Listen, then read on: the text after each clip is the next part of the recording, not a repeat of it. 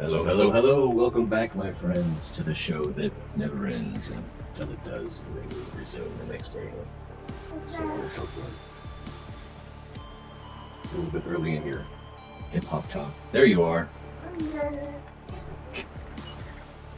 You're so street. Alright, we still have a lot. Oh, thank you for the bunny ears. We still have a lot of housekeeping to do. It never ends.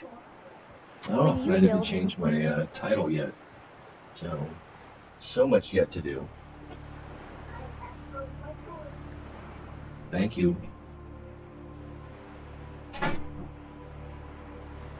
The illustrious Rose.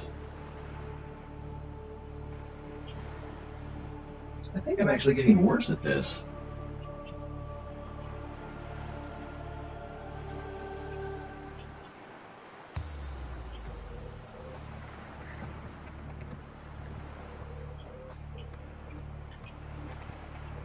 Just copied this from my tweet.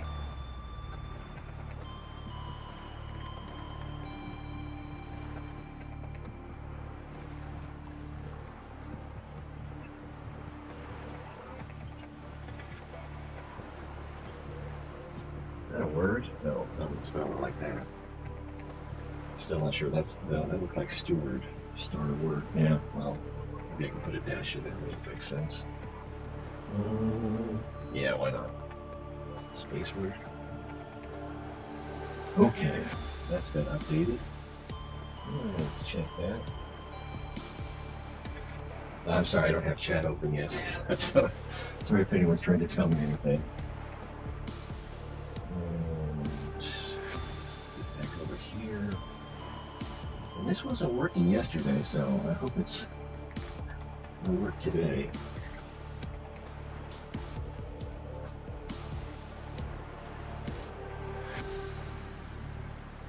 YouTube was the problem child yesterday for, oh, I'm not even on my channel. I was trying to check out King of Geta's channel. I think he's covering the EVE Online massive war here. Hey, there's some people! Hello, people!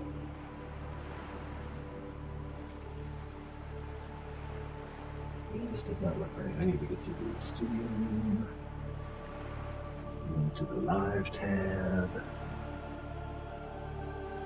should be an easier way to do this, but I'm just happy it works at all. Who do we have? Aiden and Chris, welcome back. After 2 years. Has it only been 2 years? It's only showing, that's weird. It's only showing one of you is here. Let's go away. Kind of? Get things off to a nice slow start. Let's see. Oh, that's what I wanted to check that first. Let me get down here and say hello in chat. And that looks like that's not going to go to the multi-chat again. I guess I need to send in a complaint or something.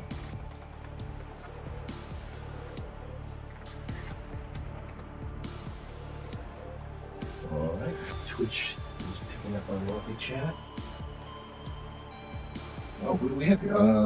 Slimy Slime, welcome aboard.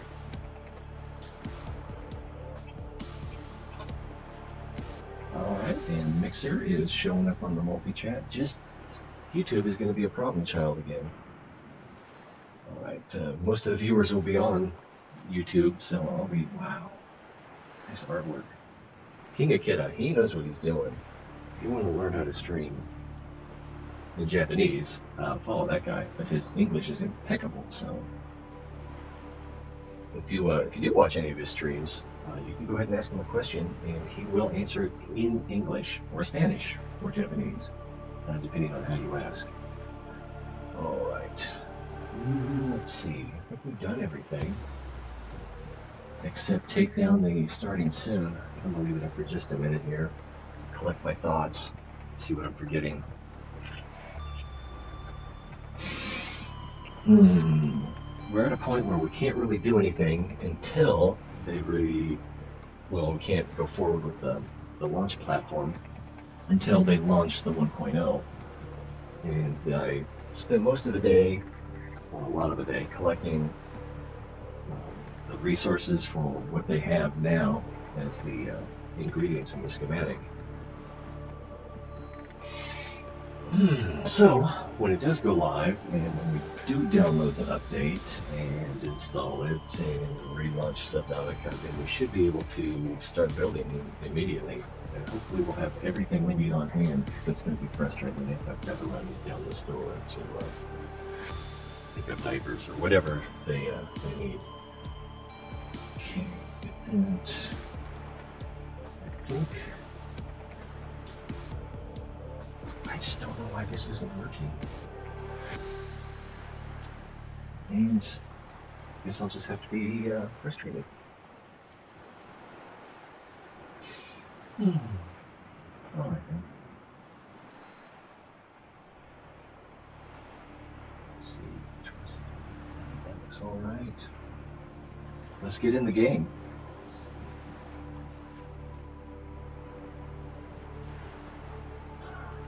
I've just been in fast forward mode for the last, oh, I don't know, 30 minutes. Trying to get things done. How much room do I have here?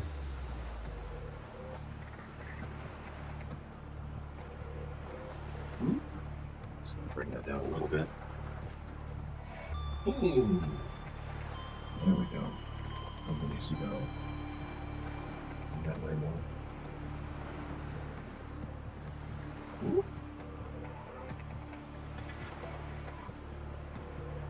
That's what we're getting.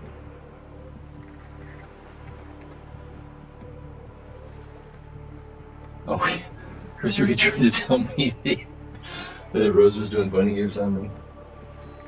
I just pieced that all together.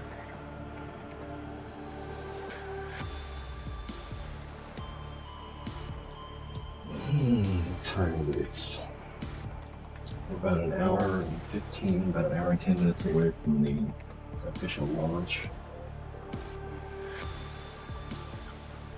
So what I'll do at that point is probably put up their live stream and do a emergency full power screen and do a only. display capture. Oxygen production offline. That's what worked in the dry run anyway.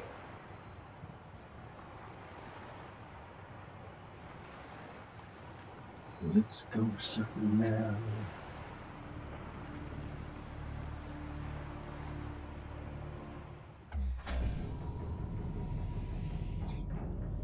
Put that away. Power restored.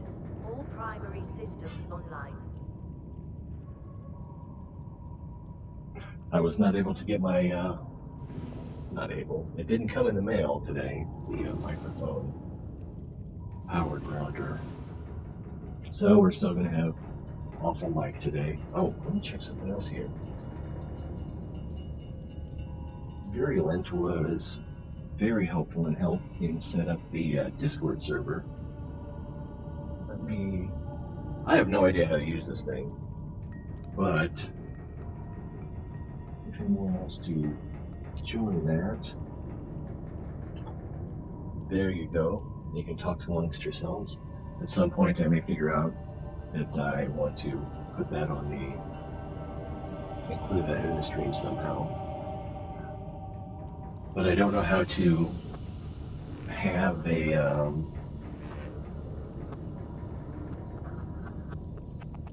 voice conversation in Discord, but keep it separate from the stream. So at some point I'll want to do that. Probably. Where if I'm working with the team especially. Let's see. Oh, that's weird. Is it the same guy?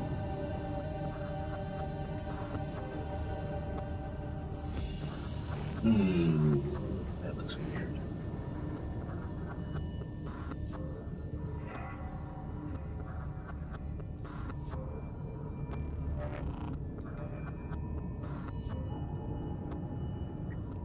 and show who's in the group. I'm sorry, a little housekeeping here. Taking some time.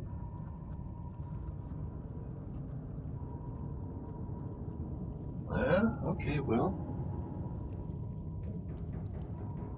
There we go.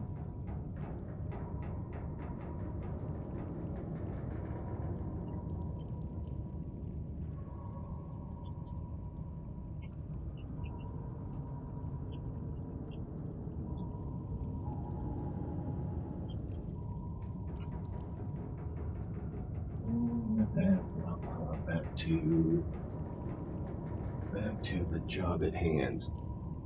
All right. What do we have for signal? Well, one thing we don't have is there was the life pod. Oh no, sounds like the baby woke up in a bad mood.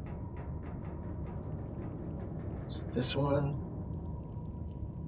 No, that's the schematics. Life pod 2. Coordinates attached. Way past received depth bleeding. O2. Okay, that's well, the CTOU. She's up in the showing down in the blood kelp beds to the north. And then there was this one, life pod 7. But there was no coordinates, and we had to figure it out. But I was conflating these two life pods because this one is not, the life pod 7 is not 500 meters deep. And I think I know where it is. So first thing we'll do is we'll run over there and check that. Hello, Potato! That's okay. I don't know how his admin privileges got dropped on the Discord, but put them back. We'll see if they stick. Welcome aboard, Captain.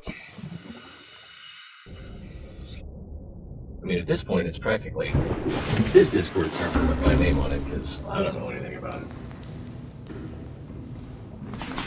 And, it's been many times looking into it today. All systems online.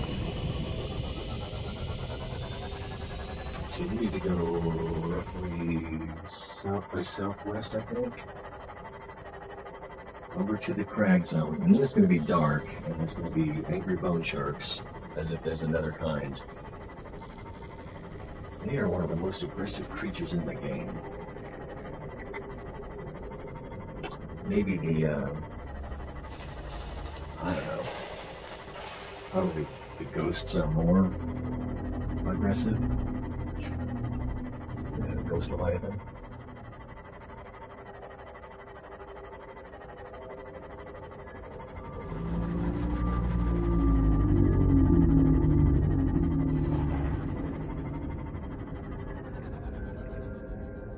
Every time I see this, I think it's that one hole that I lost track of. I don't know how to get back to. But there's one of those holes that has a, this is like a shipwreck at the distance, but it's just outcroppings. Like, Agua Dulce in California. Oh, if you're not familiar with Agua Dulce, we do a lot of sci-fi location shots there. It's famous. Oh, I don't think I visited this. Was that just okay? Just a glitch. Oh, this way because it's in the crag zone, not the whatever we call that empty zone. Hey, found it already. Sounds like we got it. Picked up a tail.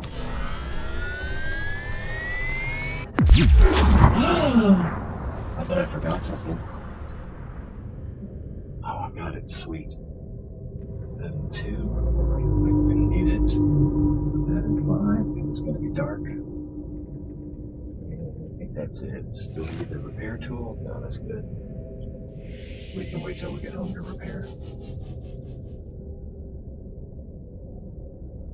So far, every day for the last 26 days, I'm not sure how much longer I'm going to keep doing this game. I'll probably move on to something else within the next week or so. I'm thinking Kerbal Space Program. Integrating new PDA data. Ugh, that is hideous.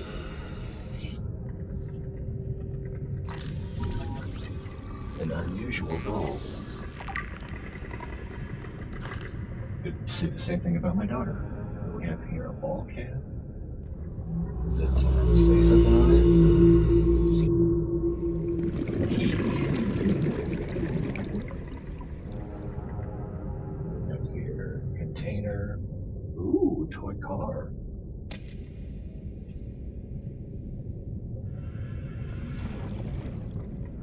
What's around here?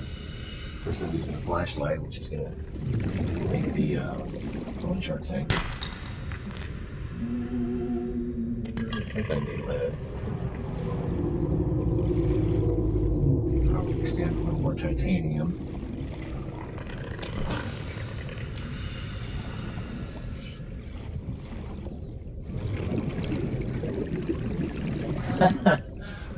No, I think I gotta draw the line. And since I don't know how to do anything on there, I'm really relying on Virulent.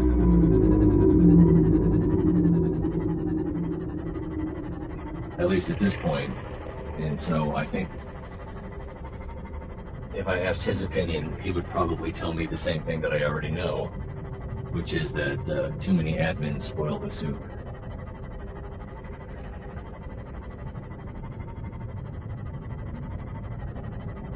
If it's something that we start using a lot, then there will be additional roles, I'm sure, moderators and that kind of thing, but at this point, that's just like, it's like dreaming how I'm going to spend my second $1 million. I haven't made my first 100,000 yet. Actually, I have. Because even at $20,000 a year, that's just what, 5 years? No one told me there'd be math. Sandstone close by. That one looks like it's in a cave.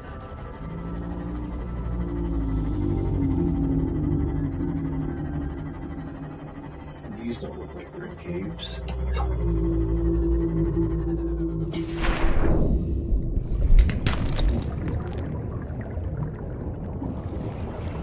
Why would you want all that responsibility anyway? The only thing I can think of is bragging rights.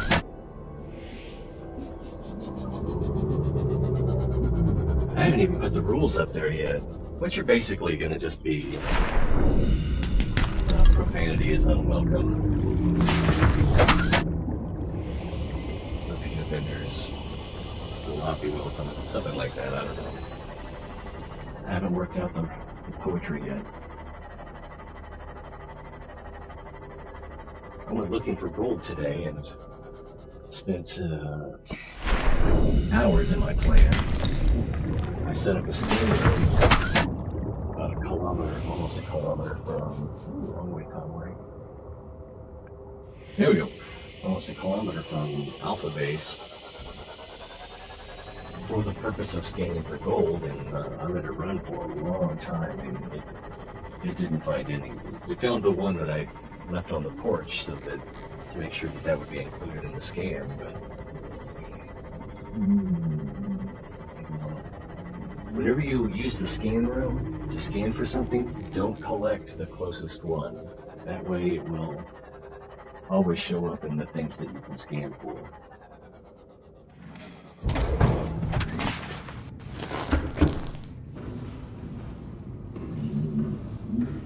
Do I have any materials on me?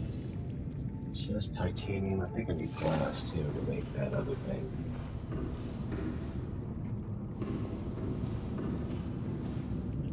Quartz. Alright, well, we'll just deal with it.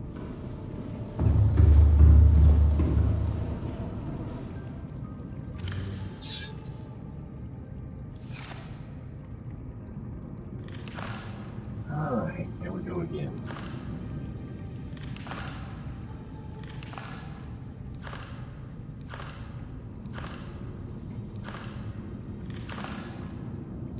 this really belongs on a shelf. Alright. Let's, oh, this might catwalks.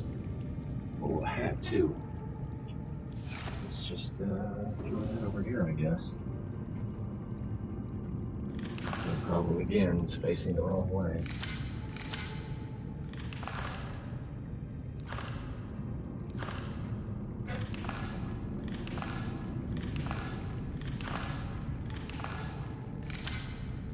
I think that'll be good enough. Alright. Very natural looking. Cheese.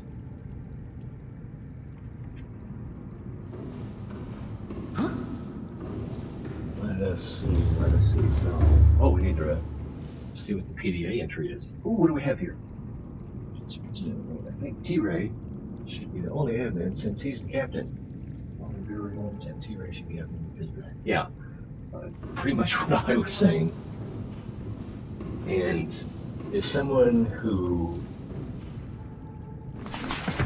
well, you got a couple different.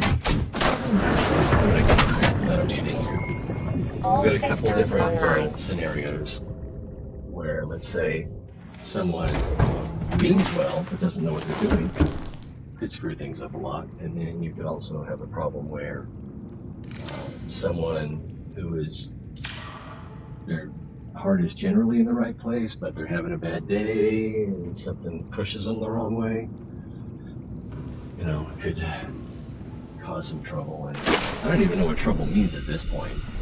So I think we'll just keep it simple. Seems like it's been about Welcome an average of 2.5 hours a day. All systems online. And when I get better at it, I'll probably spend more time streaming. I'll probably get to the point where everything I do, everything I play extra, that's not true, but probably, you know, half of what I play I'll stream. But then part of it is I try to keep in mind that it's a show, not just me playing. So there's more balls in the air when you're streaming, in my opinion, if you're doing it right. Okay, so we can go to investigate CTOU's life pod, or we can take another message. Let's see what the next message is. Aurora, this is Sunbeam again. We just picked up a massive debris field at your location. I didn't know how many of you... I didn't know. We're now en route to your location. We're gonna bring you home. Sunbeam out. What else can I say? The only time I parked a rig this big on a rock that small was in VR, and I blew it. It's a bad option, all right, but so are all the others.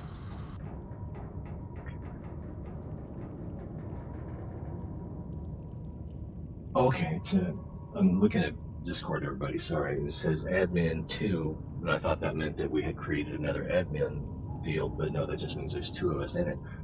It's showing that you are in the admin, and I believe that the role, server settings, roles, admin, I think it's everything is checked.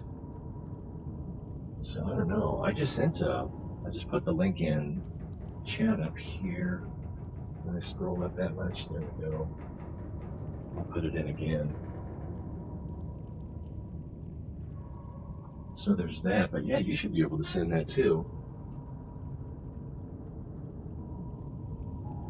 And if I felt like I just needed to take control and take it away from you, I would tell you, but I don't feel that we're at that point. I don't know if we're going to get to that point, but... Alright.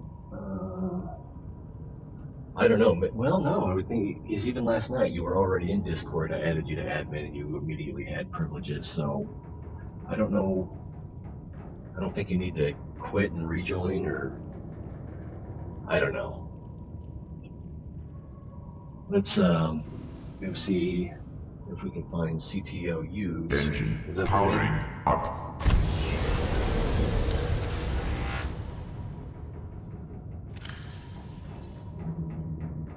haven't even looked at this yet. I'm so bad. I'm afraid this is going to be heartbreaking, because there were toys in that one. I've tried everything. The analysis circuits on the fabricator are fried. Can barely manufacture the most basic of materials. Want a battery? Here, have a children's toy. Need deep-sea diving equipment? Have some lab tech. Hungry? I'll turn that fruit into dust for you. I'm going forward with trial and error. I hit every button here has got to make something useful eventually. Until it goes boom. Whew, I am so glad that that was not a child on there. What is the latest? Probably the rocket platform. Oh no, the latest thing is the toy. That's probably going to be dive equipment. Oh, there it is. Hull plate. Hull plates? I actually looked up what this is, and it's a I guess fairly famous YouTuber, something like 14 million subscriptions or something. Mark Tyler or Lee, I don't remember now. But he was one of the early streamers or YouTubers that was playing. Is that where we're going? That's where we're going. Subnautica. And he had a pretty big following, so I guess as a thank you for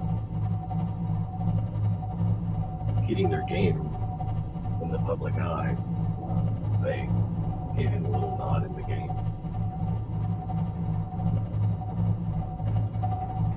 Also, they tried to get a hold of him before they made the doll. It's a weird green tint thing going on. Oh, is it the lights? That's the lights. But I guess he was just too big to answer their email.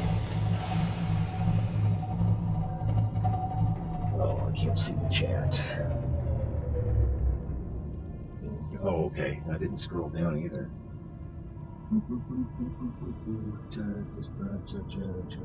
Okay, there we go.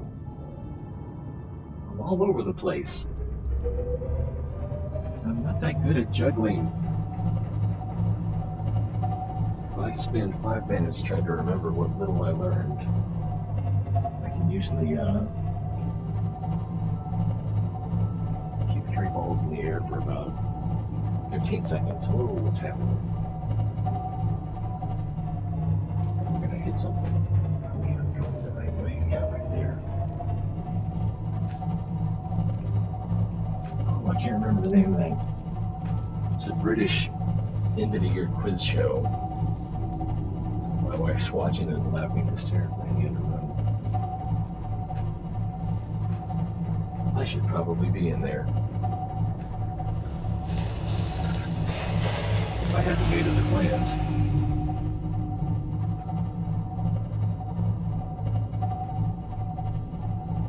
I told you guys about Travel Man yesterday, didn't I?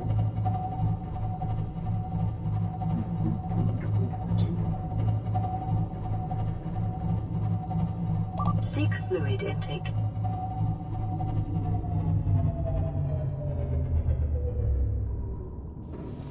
Let's seek some fluid. Which room do I have? Vital signs stabilizing.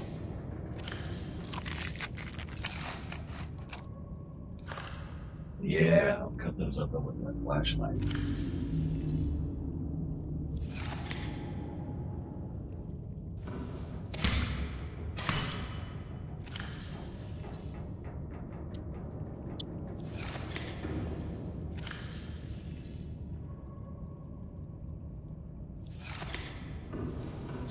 Okay.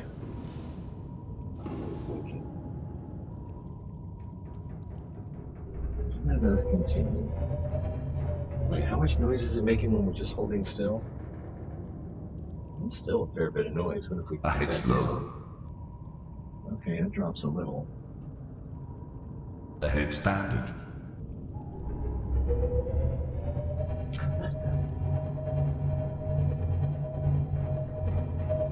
When did I surface?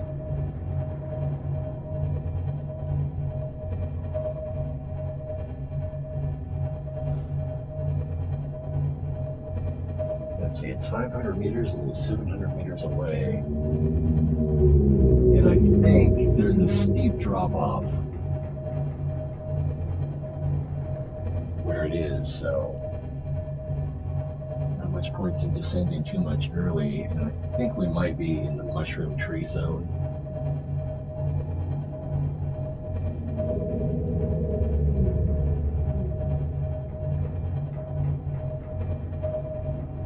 Okay, 500 and 500, so we're pretty much overhead. Oh wait, I don't even know what my depth is. 89. Again, math, right? So, oh, okay, there's some black help. Switch to the rear camera.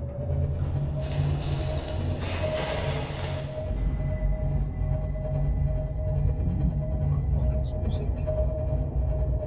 Uh-oh. That is a juvenile ghost juvenile? Maybe juvenile.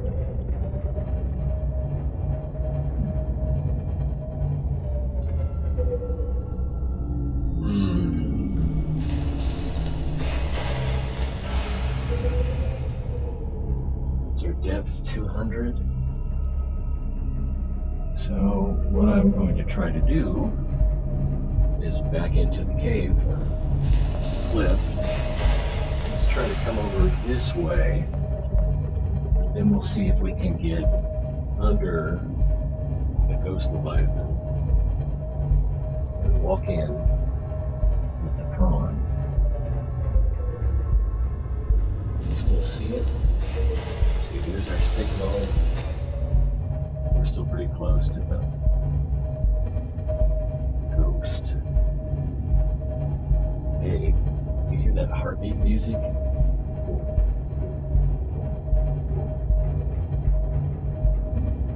Yeah, that's not designed to give you any time. I guess the fish.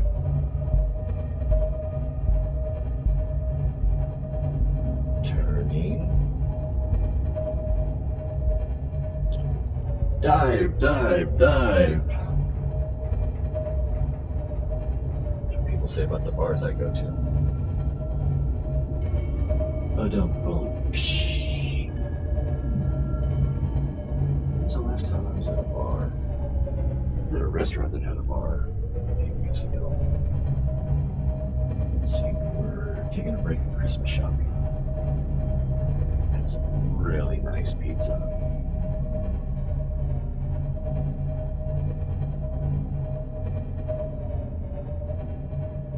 Just getting a little bit cozy in here.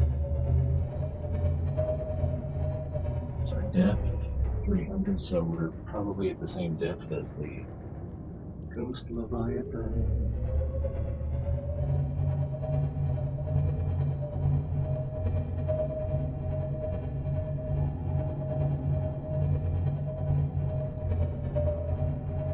And in open water like this, I hit. Oh, and there's a nice crab thing. What you would call it? I haven't used a creature decoy yet,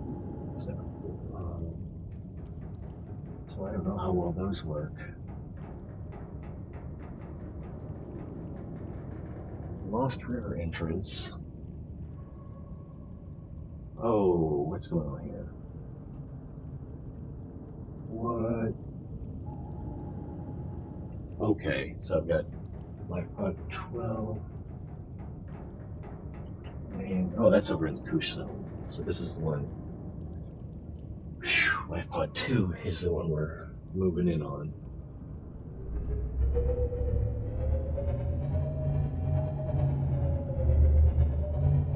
Close to the cliff wall here. Cliff wall. I wonder if anyone named Wall ever named their son Cliff. That would be kind of cruel. Of course, there's some people that have so little sense of humor they wouldn't even realize how, yeah, ridiculous that is.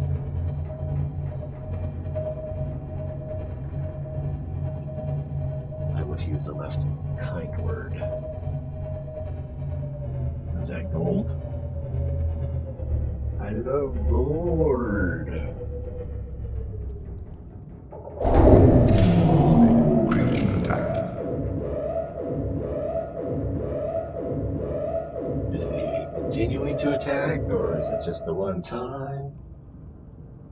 He has withdrawn a bit, but we're still pretty close, so I think he'll probably be back. Alright, we're in visual range, but it looks like more gold. And he looks like he's coming back. Ahead slow. At 91. I think we were at 89 when we attacking. No, we were at 89 when we left the other one. The other place. Oh no. Okay. Whew. Oh, maybe I forgot the drill line. How do I take it off? Well, for purposes of interacting with the crab squid. But there's a big gold deposit out here. I'd kind of like to interact with that as well. That looks more like copper. Well, we'll see here in a minute. A quick survey. Let's be brave.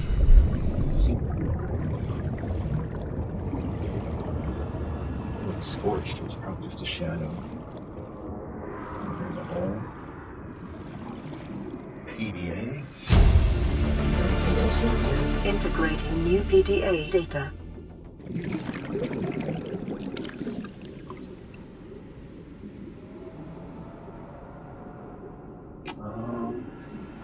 Oh, there we go. Flotation devices failed. We're flooding. Evacuate. Wait. I can reconfigure the O2 system to act as a bilge pump.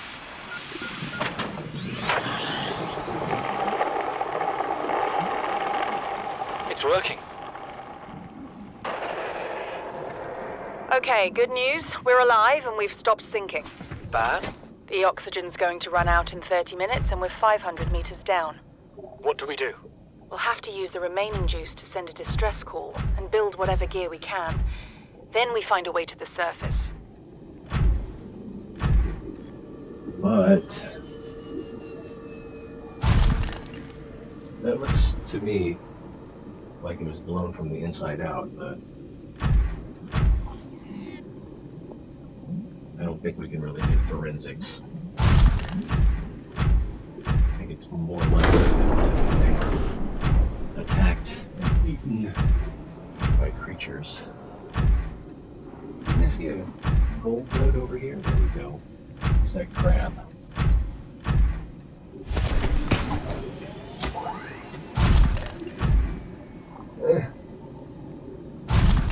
Tripping on shrooms.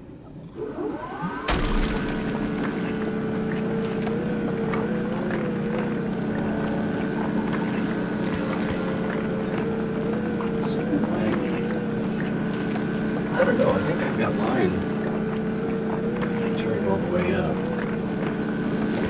Oh, I forgot to turn the thing off, didn't I? Yeah, starting soon. Okay, we can start now.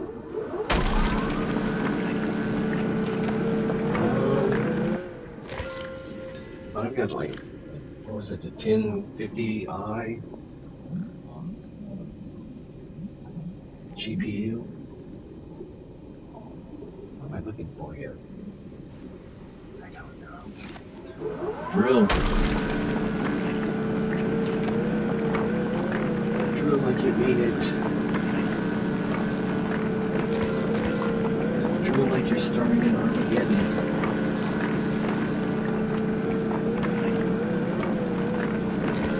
Oh, I was going to look at the settings.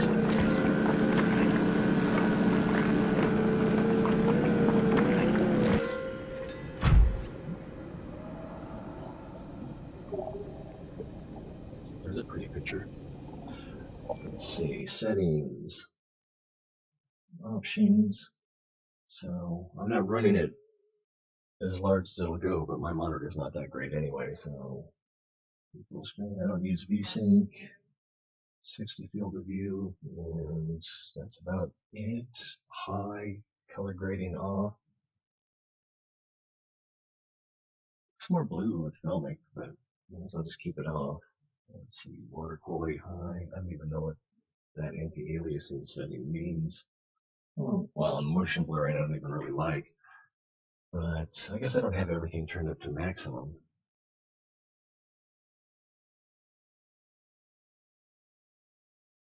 So I don't know what the deal is there.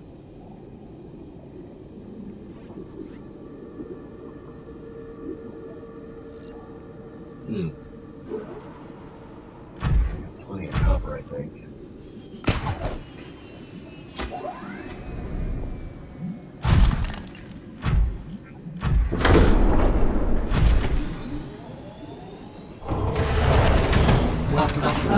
Captain.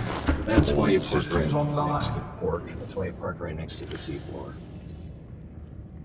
Easy mode. Now I have room for all that gourd. Not even close. Oh my goodness.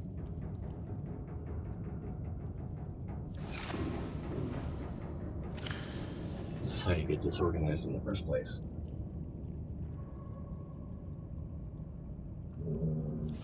Just to keep that.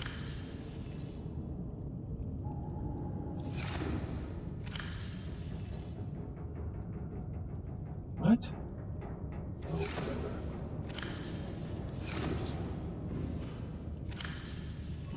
Up the creek.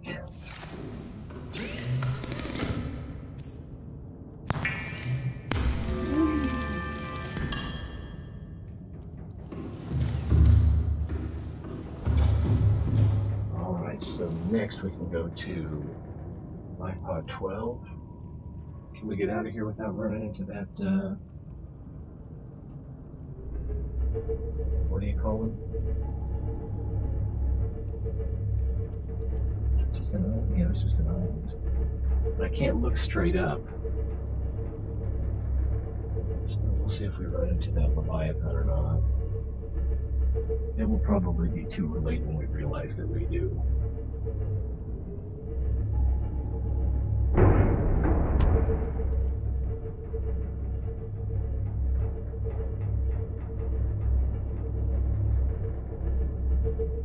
Oh, what the?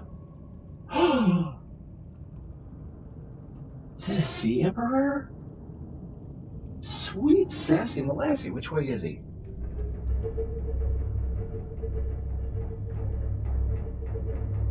See if they still love us.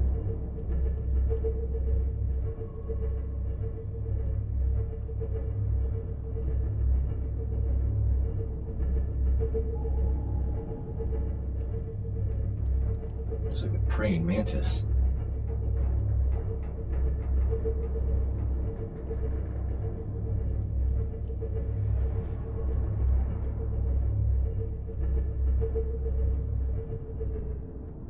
Is a bone shark attacking it, or is it docile, I wonder? Oh, it looks like it's infected.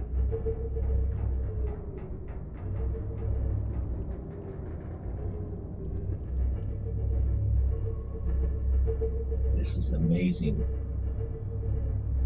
Maybe too strong. Wow, it's fast. Maybe too strong a word, but that was... I'm kind of assuming this encounter is coming to a close.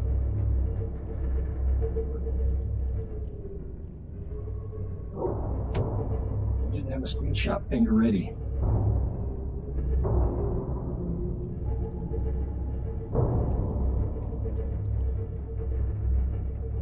I don't know that we can interact with it.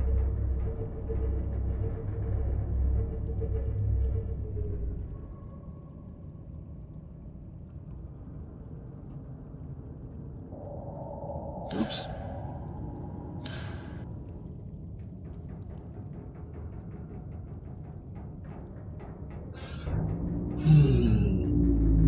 That's inspiring. Alright, where were we going? Life Pod 12. I think the mountain's going to be in the way. The Leviathan we saw before, that was a ghost Leviathan, right?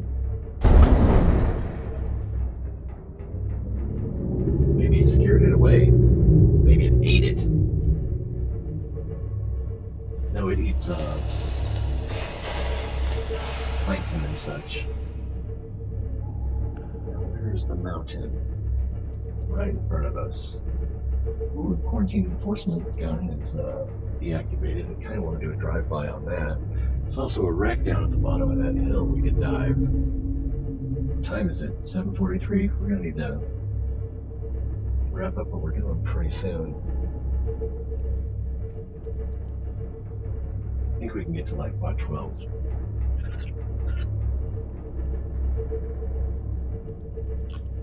Now it looks like a sad gun. This once proud gun.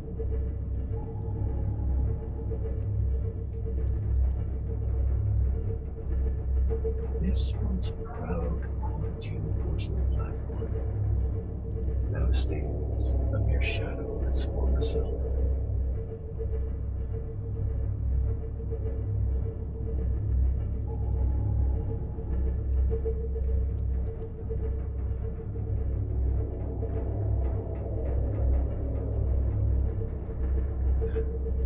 Let's see. We'll walk the dog now.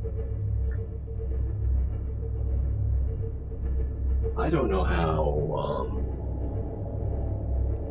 interesting, fun, or whatever the launch stream is going to be. It may just be interesting in that it is what it is, or there may be more to it than that. Some nice backlighting there.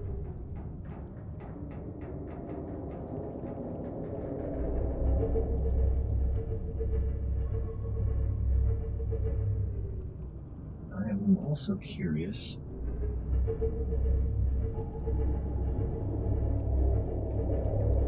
Where's that Reaper? I hear him.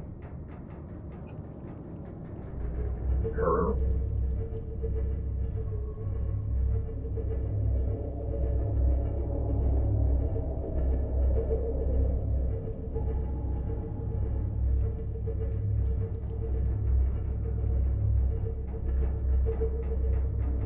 Cyclops is probably a little big to get through that warp gate.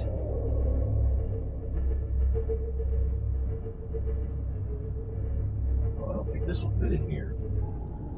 Is this even the right spot? Yeah, this is the right spot.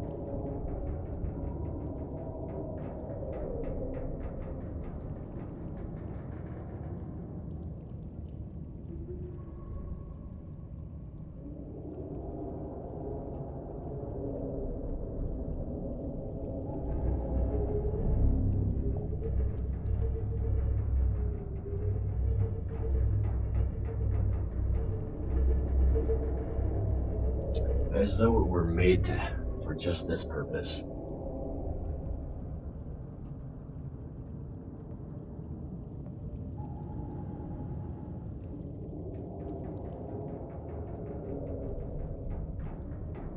Okay, my curiosity is basically satisfied. What would be interesting though is if my power levels went up while we were here.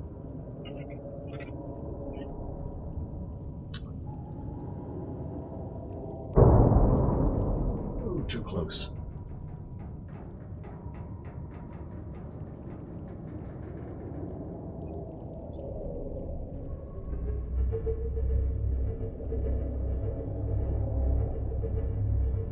$747. I think we probably ought to switch out.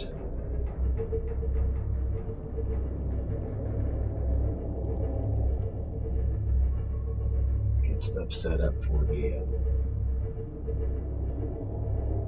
live stream. Let me see if they have anything going on yet, because I believe we can do that without too much.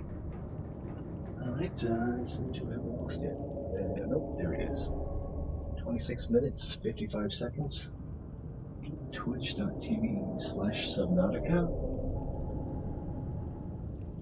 They are live, but it's just their countdown time. Every great year has to start somewhere.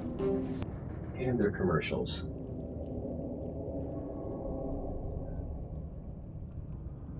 A lot of chat, but it looked like the program before it went to commercial was just the countdown timer.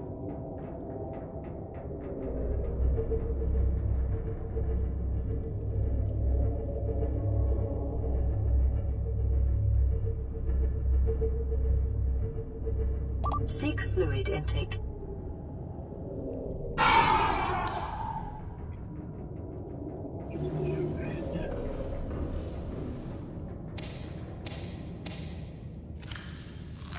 Vital signs stabilizing. Good old vital signs. The name of a album by Survivor. One that had all their hits, except for the Eye of the Tiger, of course.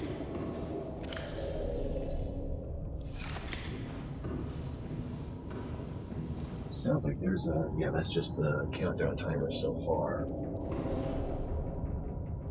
But if I look at that, I can't see the chat. Alright, now go on in chat. We're good. Camera. Descend. Inquisitives. What am I doing?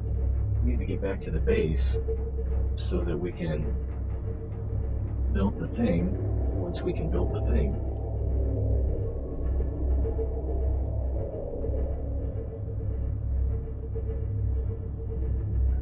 Wow, how deep are we? I guess it's just nighttime.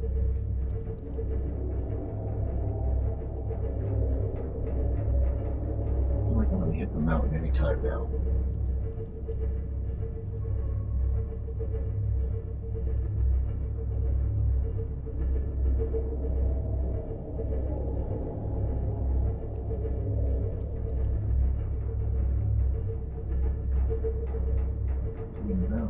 Over there. Wow, that's dark.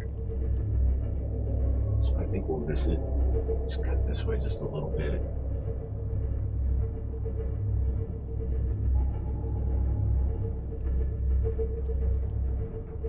There should be a Reaper down here somewhere. I was messing around one day offline. I think it was this Reaper. Gave it a couple nips with the clamp arm. And it ran away, never to be seen again.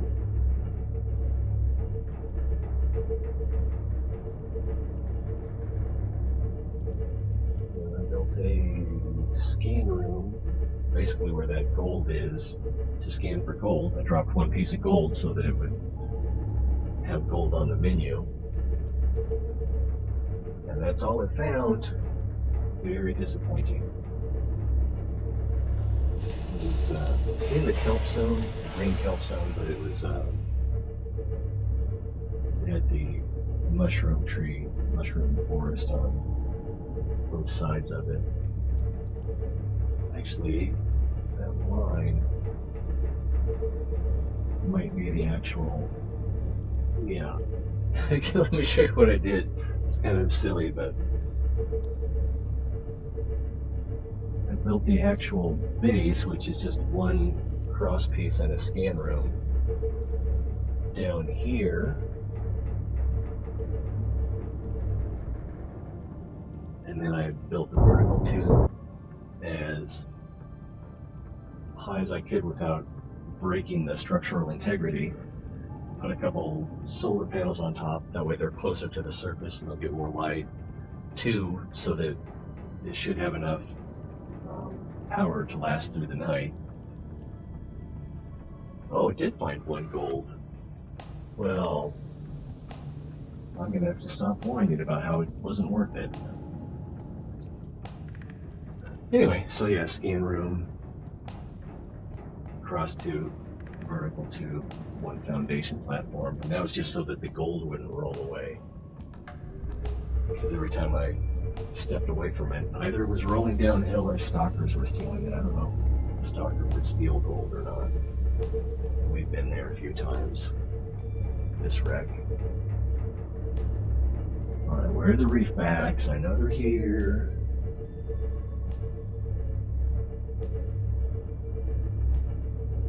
Boom!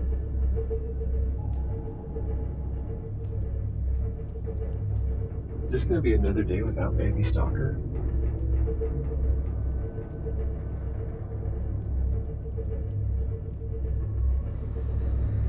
There's one.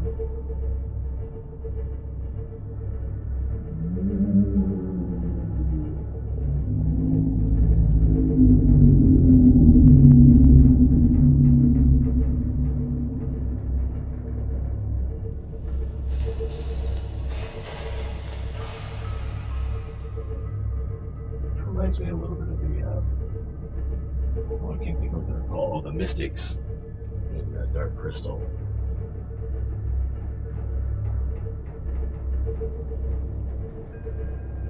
Did the Netflix series ever come out? I don't remember hearing anything about it since like a year ago.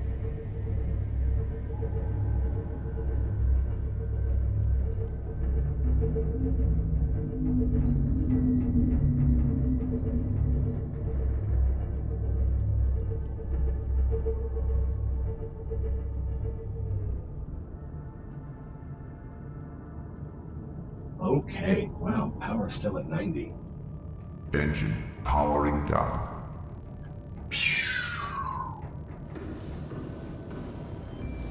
Right, the melons are still growing. Truck is still empty.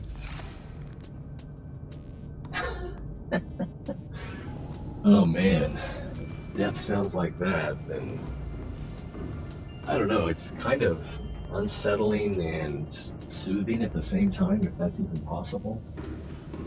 Right in here we have lots and lots of crafting materials. This will be most of what we'll need. We'll need some copper wire, which I have, and maybe some copper. Of course, if they change the recipes with the update, then who knows when we have to spend a couple hours digging for ingredients. But I forgot that the jelly shroom cave has some gold nodes in there. So when I was out looking for gold, I could have just gone there.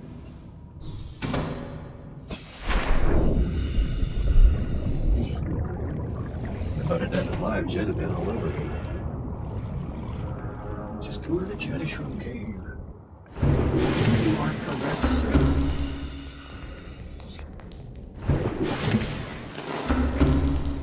Alright, that's a standard cell. Oh, it's not one cell.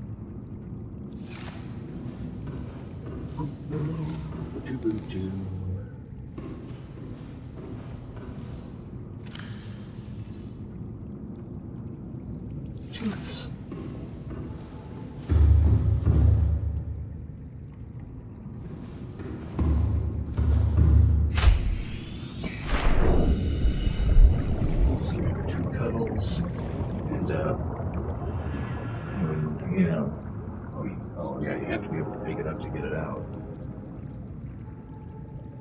I'm not sure I want it swimming around here, though. I don't know if we can even survive. Really shouldn't be able to survive in here. Can't possibly be warm enough. Anyway.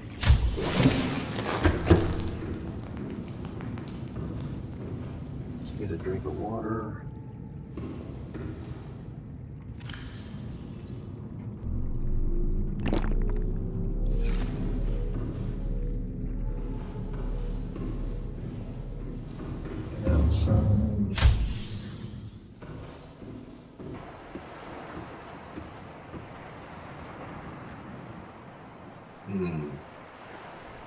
I'm getting some frame rate drops there.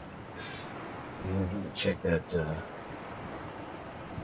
timer again. Or actually just look at the page. We're still just showing a countdown. I don't really have a way to embed that.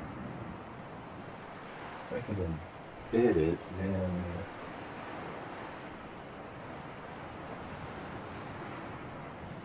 just add it to what we're doing, and we can switch later. How many people are in there? 6,385. Currently in their launch room. There's still 16.5 minutes to go. What do you want to do?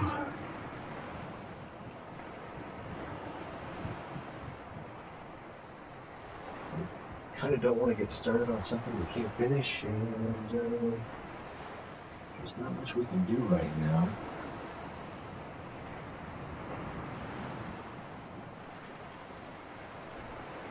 Of course, we're just gonna freeze whatever we're doing. Jump, people, jump.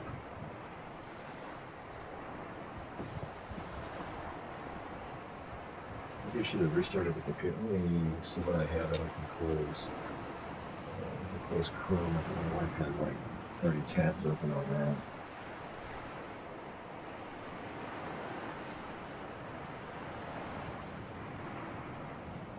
I don't know, everything looks good. This is us, that's us. Oh, goodness. So, yeah. How about that weather? The local sports team. But, hey, little guy. Are you lost? Did you miss your mommy?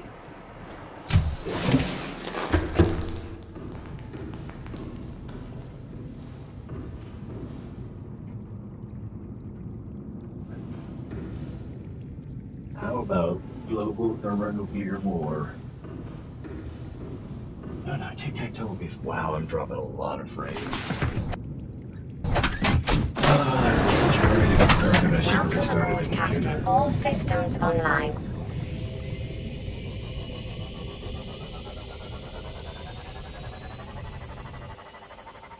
I think I will do that. Restart the computer when we, is he coming after me?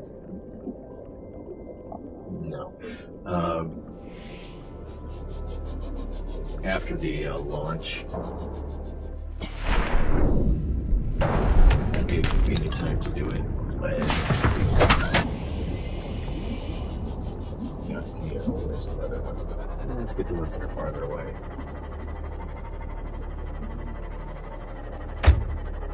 Boom.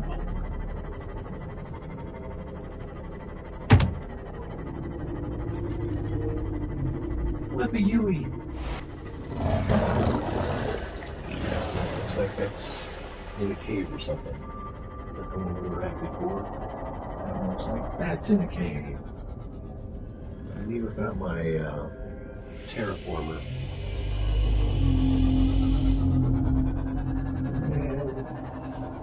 Well, it might just be invisible. I can't get it. Oh, radio signal.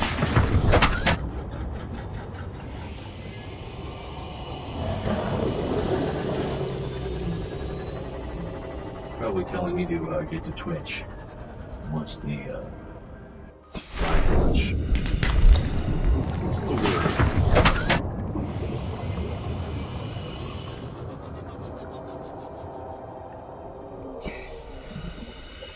I'm hearing something large.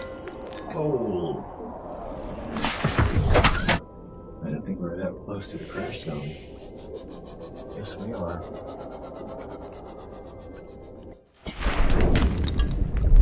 Lead.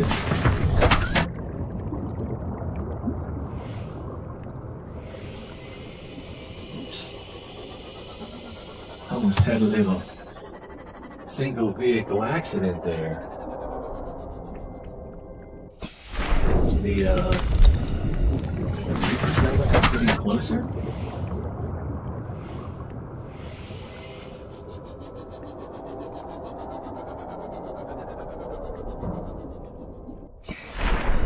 It does sound like it's getting closer.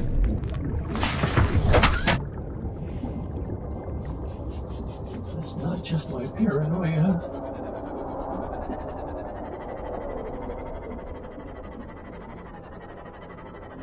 Of course, I haven't really been keeping track of where we are.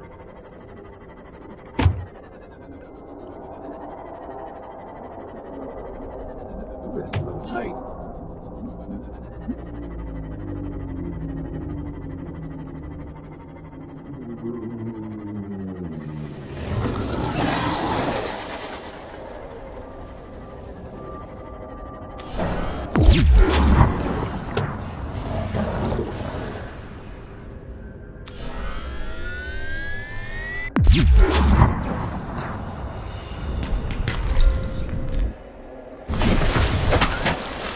Sounded volcanic for a moment.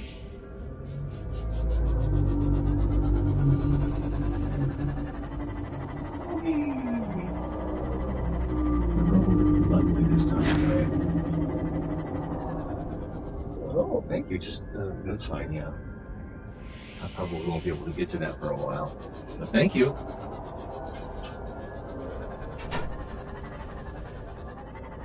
Oh, it smells good. It smells like peanuts. Some sort of vegetarian noodles. Just the one we keep coming back to. Yep. Oh, there's one of these. Maybe it's just nowhere around here. Nowhere near here. It has one of the event system things in it. Yeah, we've been in here so many times.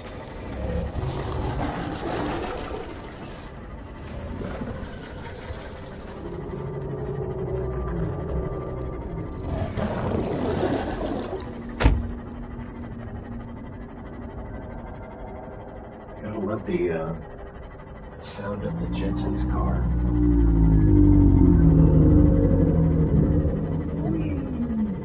All right. Oh. What's happening over here? 9 minutes to go, and they're still just showing the countdown timer. Their chat is blowing up. 8,800 people in there. They may crash the system. No, I've seen 20,000 on a channel before. And I imagine they did a little tune-up on it. Make sure that they could handle extra volume.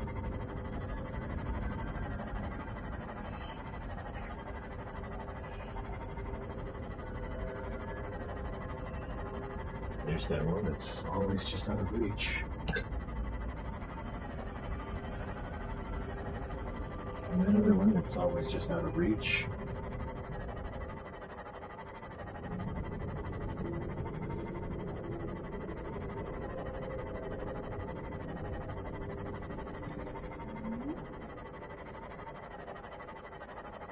I'm not familiar with that one.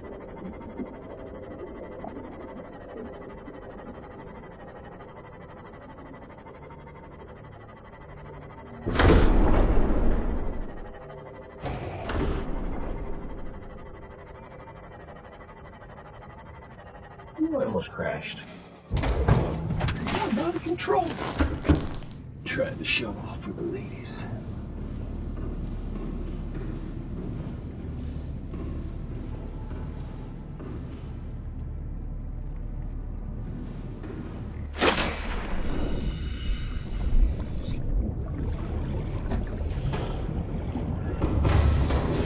Welcome aboard, Captain. All systems online. It's cold tonight.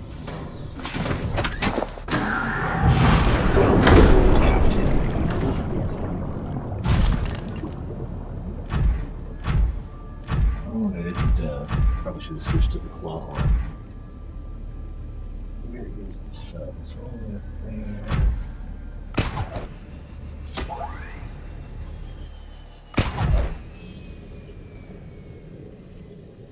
Oh, I've got my... Oh, I know what to do. Just take that out. That stuff will disappear.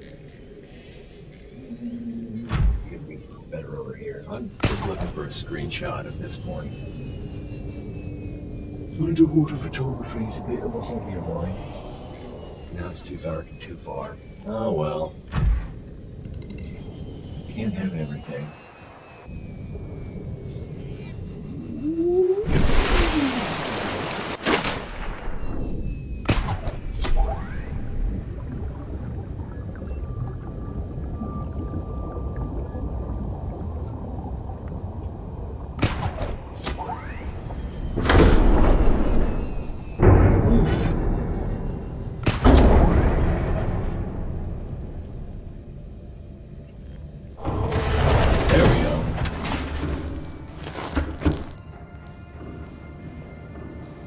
Alright, let's do a oh, let's answer the radio. Probably This should is have done the same Sunbeam. thing beforehand. You know Aurora. We're from a little transgov on the far side of Andromeda, and we have a saying there. There's no bad without the good, no good without the bad. Sounds like you tasted a bunch of the former, but that only means you're overdue a whole lot of the latter. Might just be we're in. We're scanning for somewhere to park. We'll be in touch when we find it. Sunbeam out. So how's that gonna work? Are they gonna rescue us, or do we still need to build the rocket? Or are they gonna meet a horrible fate? I think they're probably gonna meet a horrible fate. Or they're gonna encounter something that makes them say that they're unable to blah blah blah, and I need to blah blah blah. Okay. So, let's get to the... this. We'll do a save game. Alright. Get things ready for the launch live stream. I'm gonna host that here so that we can chat about it if anyone feels so inclined. I mean, you could chat, you could actually go to the Twitch page and chat there, but it's flying by so fast, you can't even see what you're typing in, let alone read what everyone else is typing. Okay, what we got here? Hey, can you get a... Oh, okay, good luck with your EVE Online. I'm not sure what the schedule is on that. I think you're already doing it. I'm not sure why you're not doing it live, but good luck, my friend. Oops, wrong tab. There we go.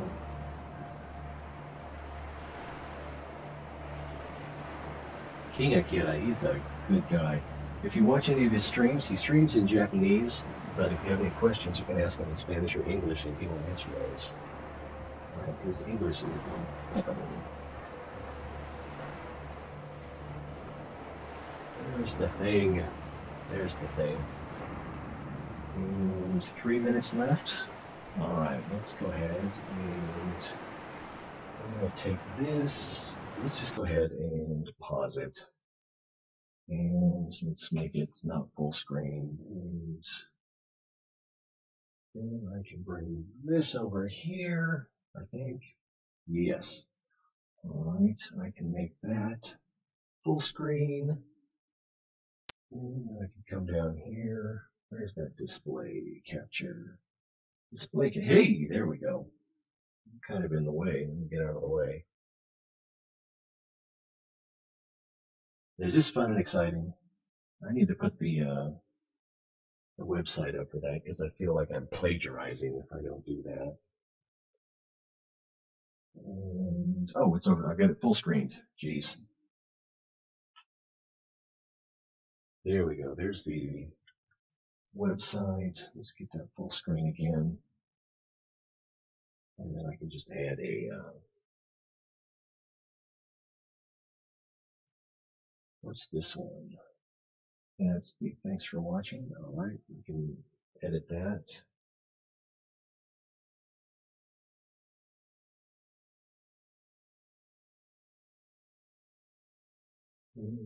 It's not showing. Oh, because I don't have it. Duh, there we go.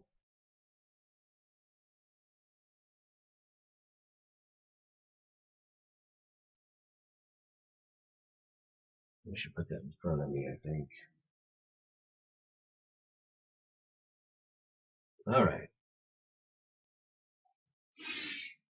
Wow, 2 minutes to go. It's going to be a long 2 minutes. Oh, you're still here. That guy's been a friend to me for no reason at all, so you've got to admire that. Anything going on in the Discord? Nope. I don't think so. Nobody's in the other channels. Okay. And now we wait patiently, right? Oh, I need to turn the sound back on for this. And I think I have the tab muted, so I'll have to, I'll have to unmute the tab. There we go.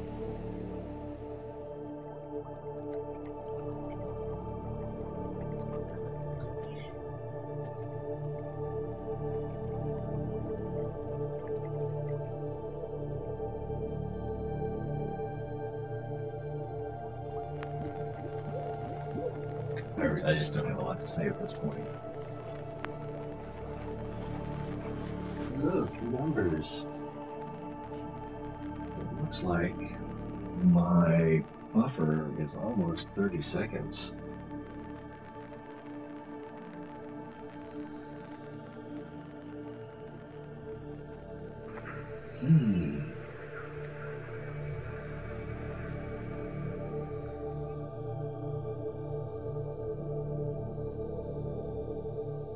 Just heard a loud noise outside.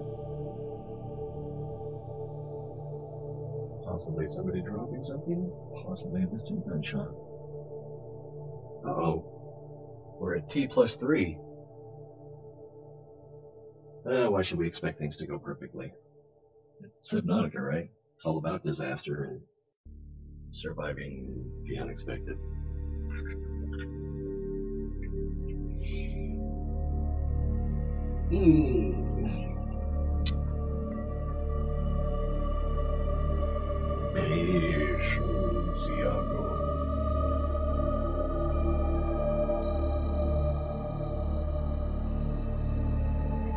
Okay.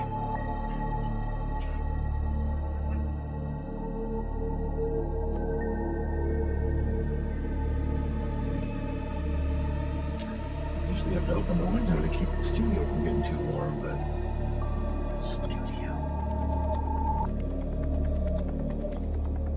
repurposed bedroom. Oh, my feet are getting cold.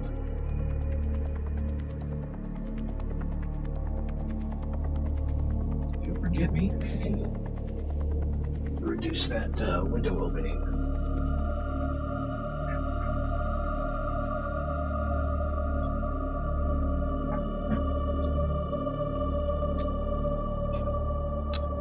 Let's see. I don't think I...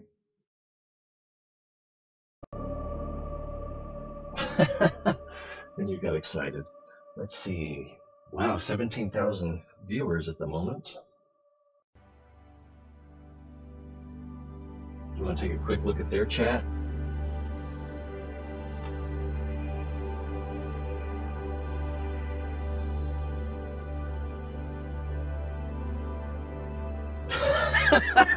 I saw one there.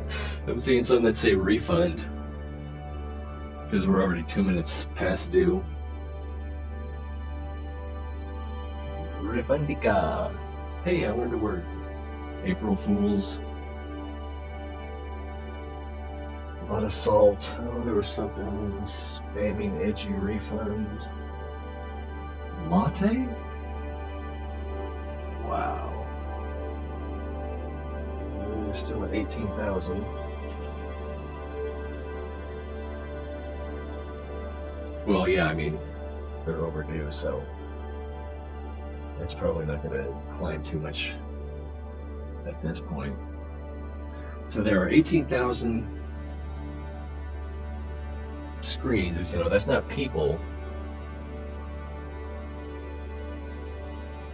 because you know there can be more than one person watching a single screen. There's a Bob Ross, Pepe, Riot, WTF, Fake. Oh, the internet. 18,700. Unacceptable.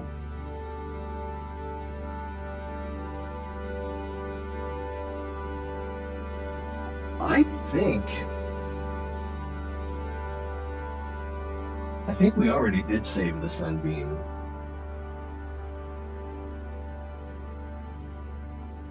I think by disabling the quarantine enforcement platform, that saved the Sunbeam. But I don't know. I haven't done that much reading on. Ooh, getting close to 19,000. And we're at plus 4 minutes almost. Oh, I'm seeing some bad words over there. Alright. 19,000. Online interactions not rated by ESRB, right? Let's be bored together.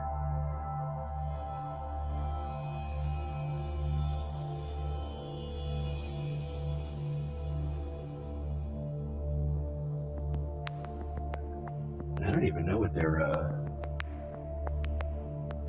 if they have a, well, I'm sure they have a Twitter, I just don't know what their Twitter would be. What we got over here? Subnautica is doing a launch stream with nowhere to go.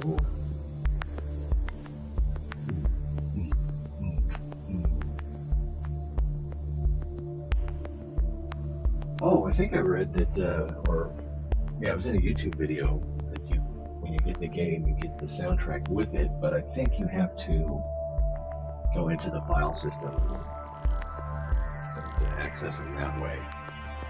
It's not like you get it separately, you just get it. You get a usable copy of it right in the game files.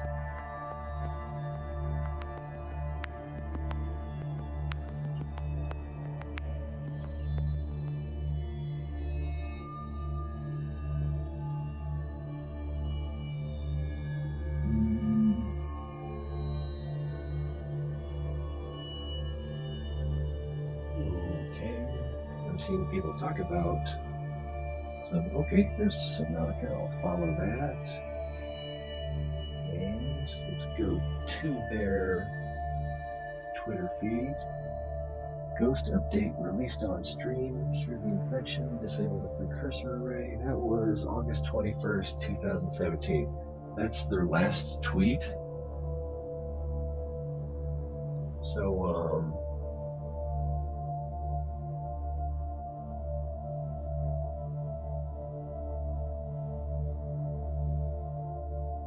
not a lot of updates on Twitter. Your feed is mostly other people. Medium.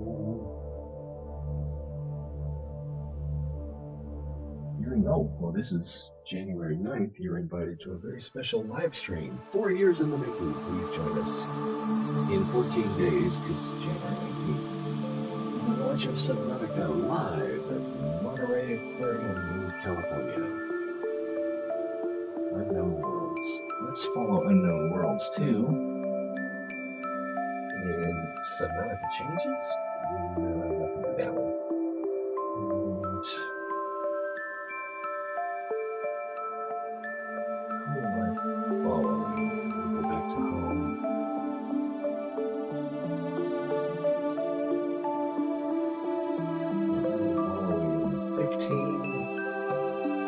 I don't like to follow a lot because it just get a lot of spam. Alright, go to the Unknown Worlds feed. Subnautica Xbox One 9 hours ago. Releasing a big update on Xbox, so we're not quite ready for the Xbox launch. Okay. And in the same noise as before.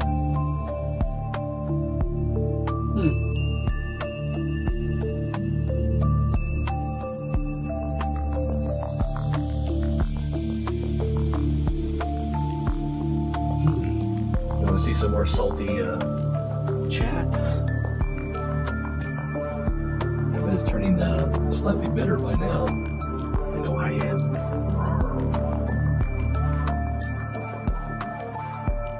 Is this really happening? Rigged?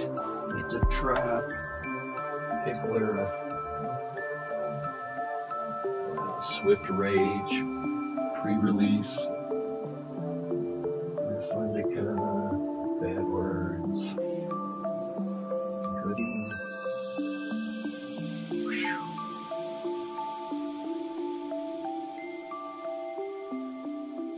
You could make a game out of this. Feel good spam. And they're only up to 20,140. So they're not really getting anywhere. Or they're not really increasing the viewership size. Okay, just give me a nudge when they start. Oh, shit.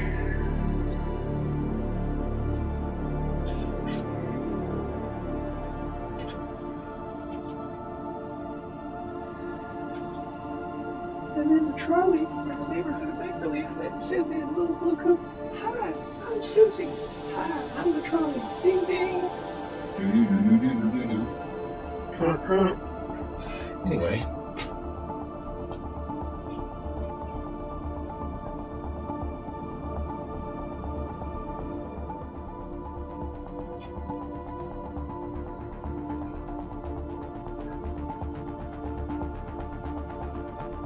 Remember that time we made sure we were right on time for the thing and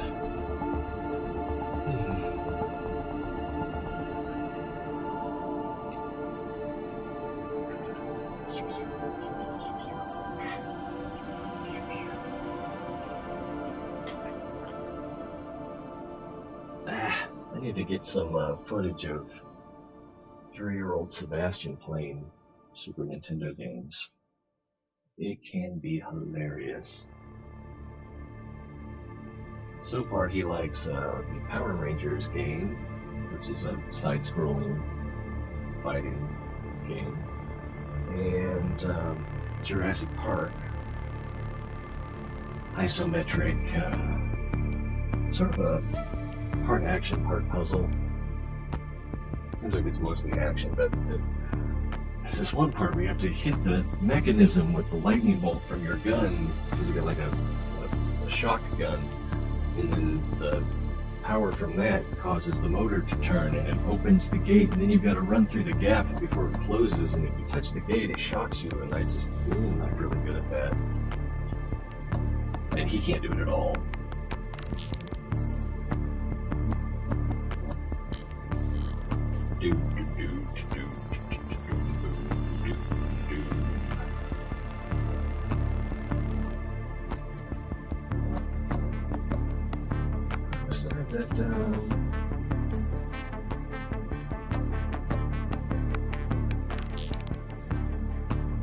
Hey, there's that puppy.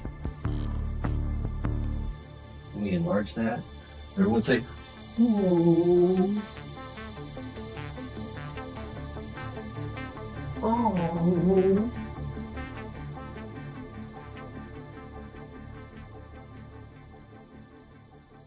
"12 minutes. We're up to 20,284 viewers.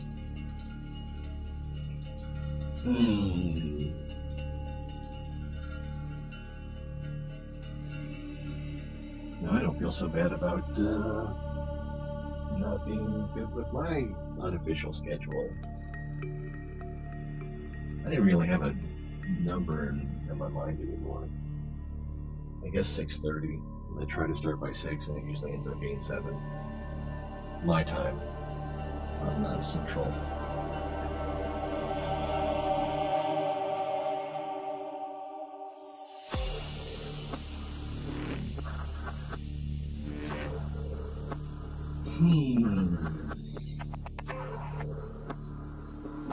Oh, yeah.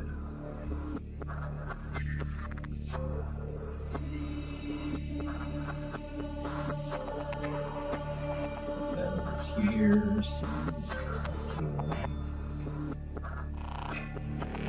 here. Steamers, calling, Subnautica. Station, slot 000, screenshots. Let's take a quick tour here. Oh, that's the editor. This show is hilarious, isn't it? We're watching the quiz show. What's it called? The really big quiz. Something like that. BBC.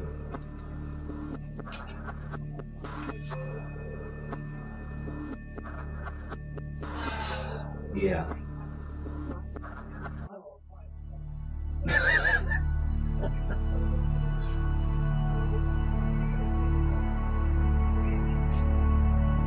Yeah, you could probably really enjoy dentistry.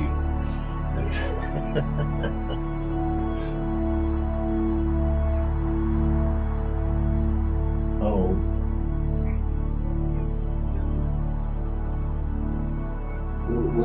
What's the subject?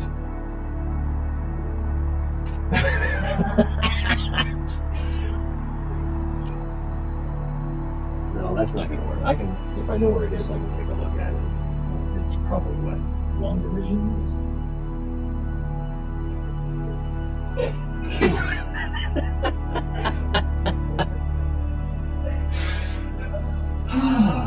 My eyes are wet. I love you.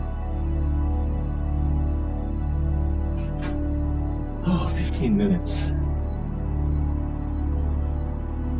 A brief stop in for Mrs. T-Ray.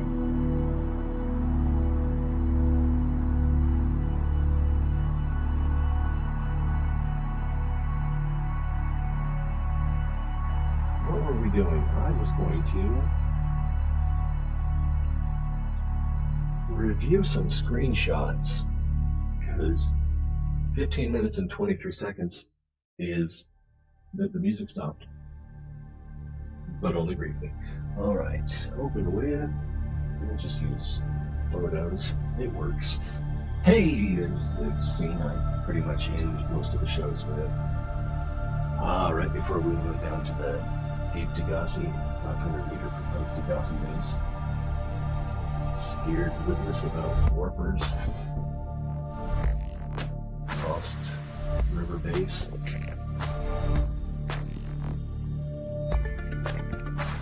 It's rather scenic. These aren't capturing very high resolution. Don't seem to be. I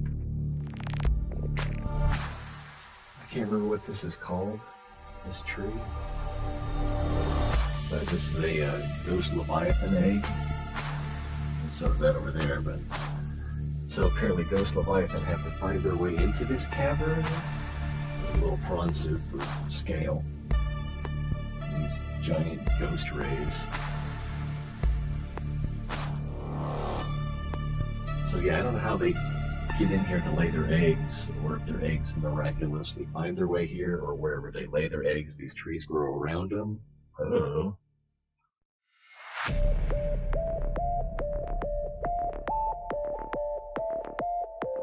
And when you drive by this tree, going back the other way, that's one of the ways down to the inactive lava zone. Not the way I recommend. I recommend taking that central well, because it's hard to see and to squeeze your Cyclops down through there to change your settings. Oh, that's loud. Hopefully that's a little better. So if you change your settings, then take out all the glare and that sort of thing, you can see a little bit better.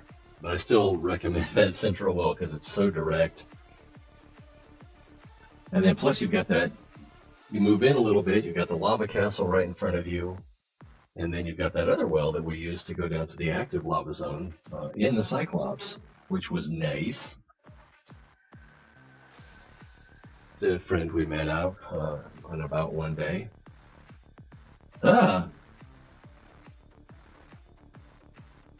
Reaper Leviathan skeleton, and there it is without the scanner in the frame. Sorry, what? I did. It's still in the refrigerator. Tomorrow's trash day, so probably that old meat needs to go to on the top shelf in the big plastic bag.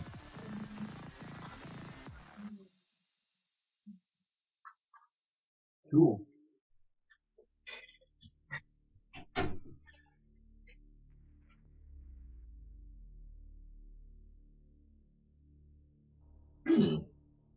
Is the chat still working?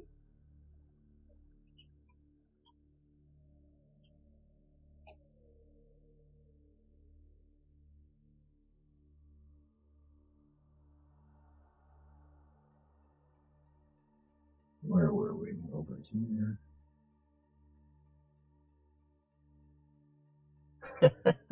Okay, I was worried. You guys have got to be as bored as I am. Where did I take this picture? Oh yeah, I was out drilling for the kyanite and just thought, hey, photo op. Back at the base. And then this one, or not that one, but that one, yeah, I inverted that. So it doesn't look quite as dead. And I made that the thumbnail for one of the daily videos.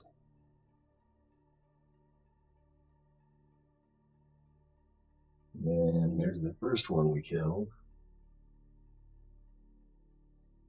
Trapping it in that skull was just a stroke of luck. That made it so much easier. Hey, prawn suit, what are you doing up there? And then this second one, at the North Lost River entrance up in the Blood Kelp Zone.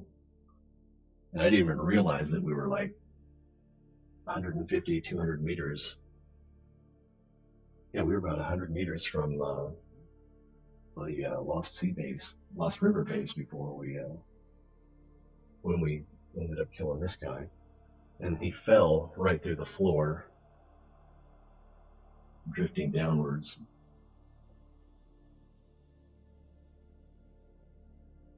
The alien thermal power plant. So that's the one in the lava castle, the inactive lava zone. Yeah, we've been there. We did that. Let's see. You go in there, you get some information, and there's you also access a portal that takes you to. Oh, I can't remember where it takes you.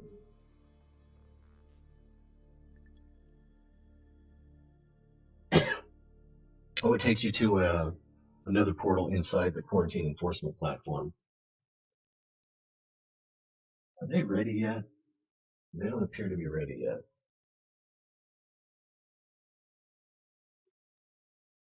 This is different.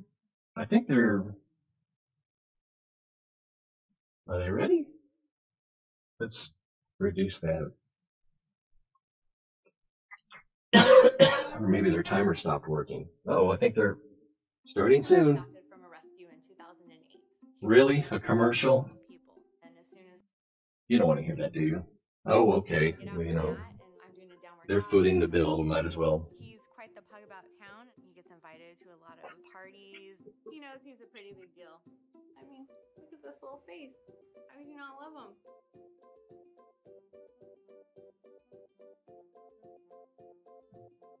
Someone promoting their YouTube.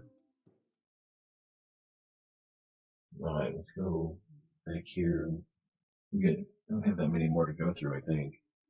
So this is, I believe, the lake in the active lava zone. Yeah, I invited you over to watch my slideshow for my vacation. See, we've been to primary containment facility. We finished that up yesterday. We got the cure, deactivated the gun, and then we investigated a couple of radio signals and called it a day. And then again today we went in a couple. Well, we did one radio signal just in time. Maybe, I mean, they are taking their sweet time. All right. Oh yeah, and we're closing in on the lava castle. Got the message from the Emperor. That was not quite as good as the last one. And I don't remember if this is a straight line or if that's just a graphics glitch. And here we are, right outside the primary containment facility, inside the primary containment facility, which I did not know. This green beam makes ion cube chunks, which you can drill to get, I think it's 3 cubes like probably every 10 minutes if you want to just sit there and milk it. Getting ready to go in, blue tablet, and I missed Jed telling me that I needed one for the inside and one for the outside. Sea Emperor, Bubbles, Sleepy Sea Emperor.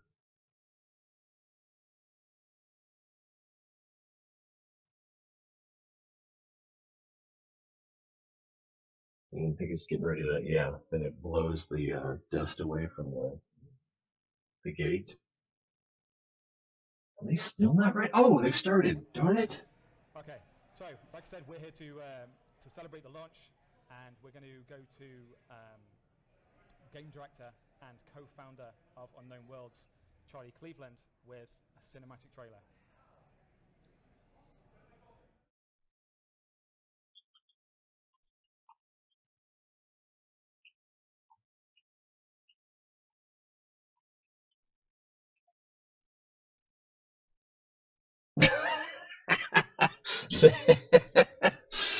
Oh, well, at least they make a pretty good game.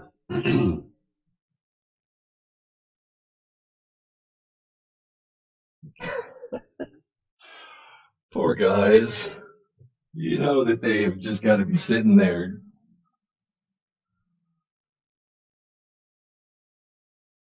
Someone breaking a little traction outside. But yeah, you know that they're just stressing out and pulling their hair out trying to make things work, and it's just not happening.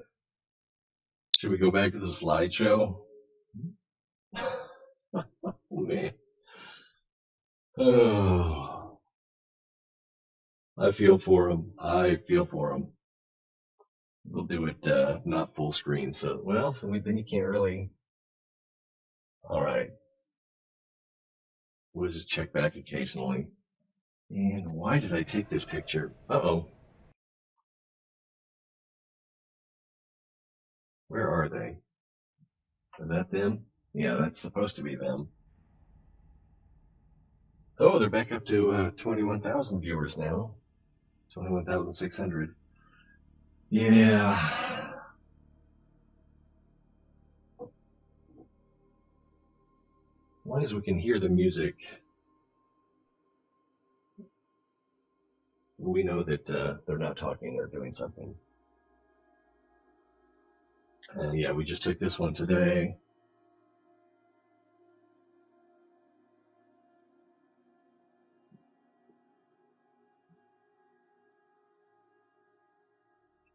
I don't know, let's see. Why is it it's wanting to hold that comment for review? I don't know why. Yeah, just come on over, watch my slideshow from my vacation, exactly. We can't make the rocket until the release of 1.0. Oh, that poor bottle of wine. What did it ever do to you? Okay. Fluid ounces? Okay. You just Google how many fluid ounces is 750 milliliters. You're going to need to take notes.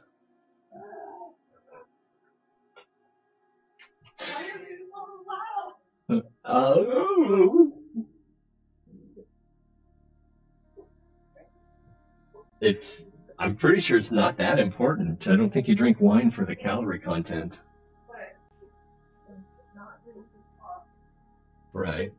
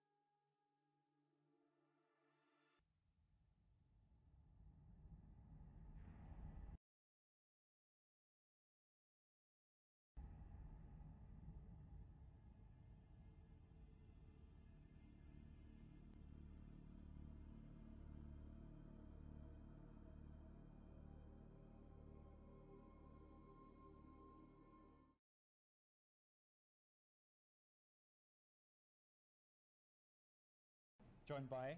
Eat My Diction. Sorry about the technical difficulties. We're somehow trying to do a live stream from an actual aquarium, as you can see, which poses some technical difficulties. So let us know if you can hear us in chat. Blink once for yes, twice for no. I think we're just going to wait a second to make sure you can hear us before we go.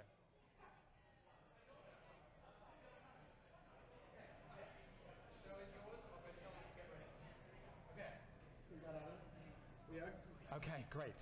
We're good to go. We've fixed the leaks. Oxygen's back. We're good to go. Okay, so my name's Sacriel. I'm joined by Eat My Diction, and we are here in this amazing live stream to present to you and to celebrate the launch of Subnautica. We're doing it from the Monterey Bay Aquarium here, so we're surrounded by water and creatures that's similar to those you see in the game. The whole development team's here. They're partying over there, they're having fun, drinking and eating, but being the Twitch professionals that we are, myself and Diction won't be enjoying any alcohol tonight. Right? Some of that conversation was not public ready. You know, 4 years. Eons. Feels like since I was born, like I've been playing it forever. Right, But yeah. it's pretty awesome to see it finally out in the world, released, finished. Ready to go, the full story. So we've got a cinematic trailer to show you guys. So we're going to head over to game director and co-founder of Unknown Worlds, Charlie Cleveland.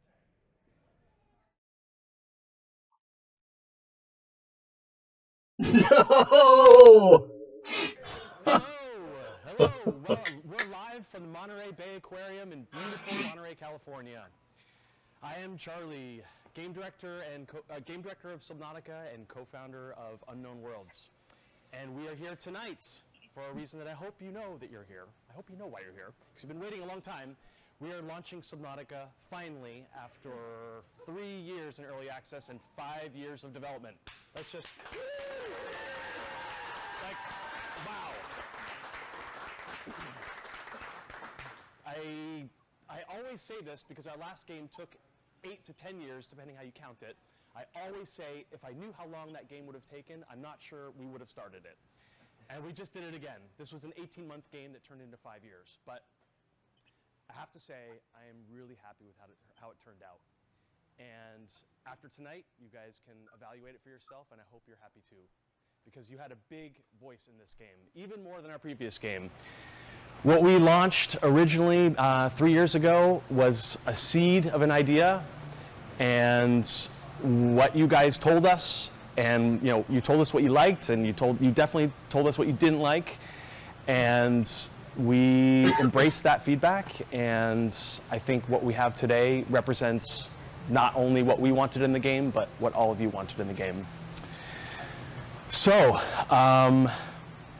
yeah, I don't know what else to say here. We got a lot to talk about, but we have streamers for you tonight. We have, we're going to launch the game. We have the cinematic trailer. We have the launch trailer. The cinematic trailer is kind of like the Hollywood version of Subnautica, how we wished it would look. And actually, the launch trailer is also how we wished it would look, but it's kind of cut and stuff. But it's wonderful. You guys will like it. We're going to play that all for you later. We have Diction, Eat My Diction here. Charlie. Who's helped us so much. We're doing this right now. We can do it Are right you cutting now. me off? Yes. You know what the Let's just music get means. going. Come on. Okay. Are you ready? Are we ready? Jonas, you got the laptop. Where are you? Where's Jonas? So this is actually a non-functional wireless button. But we are launching the game at the same time. Jonas is pressing that button on Steam, which is launching it at the same time. So, are you ready? Should we karate chop it? Should we lick it? Should we hit the button? No. Okay. You ready? Ready. On a 5, 4, 3, 2, 1. Double hammer!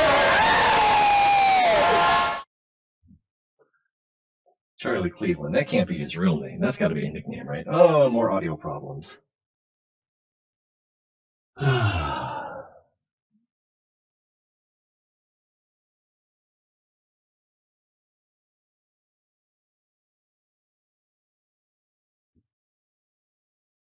Was that the sunbeam?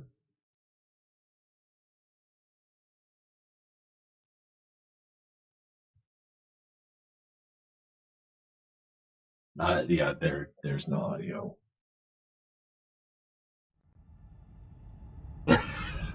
Oh, these poor guys can't catch a break. Oh, here we go. Sunlight. I've been dreaming of it for months. But it's hard to enjoy alone. The crash seems so long ago now.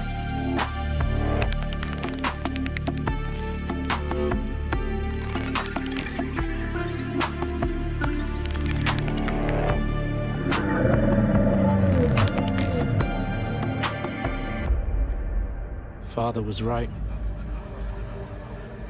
We shouldn't have gone so deep. It's hollow, I mean hard. They do not want us down there. Mr. McGrabby face. Despite my best efforts, ill health is taking hold of me.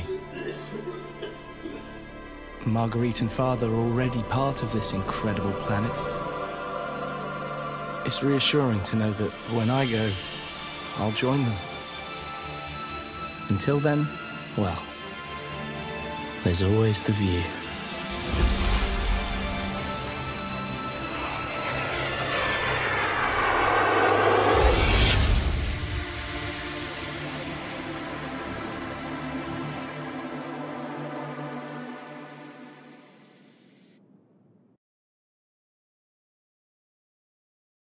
So... Okay, so that was the cinematic trailer. This is the first time that me and Nick have actually seen it as well. We asked them not to show it to us prior to this, yeah. Yeah, no spoilerinos. Yeah, exactly. What did you take from it? I thought it was really well produced. I like that they're getting a little bit more into the backstory of the world and, you know, the whole Degassi, like submarines and the bases they made there and the habitats and everything and what they were doing there. I like that. It was pretty cool. Yeah, to begin with, I thought, is this like just a trailer of like what you do in the game? But then as soon as that voice kicked in and I realized, oh, because I've just done that story arc. Mm-hmm. Well, I'm on that story arc in the game at the moment. So to hear the crew of the Degassi talking about, you know, Father said we shouldn't have gone deeper.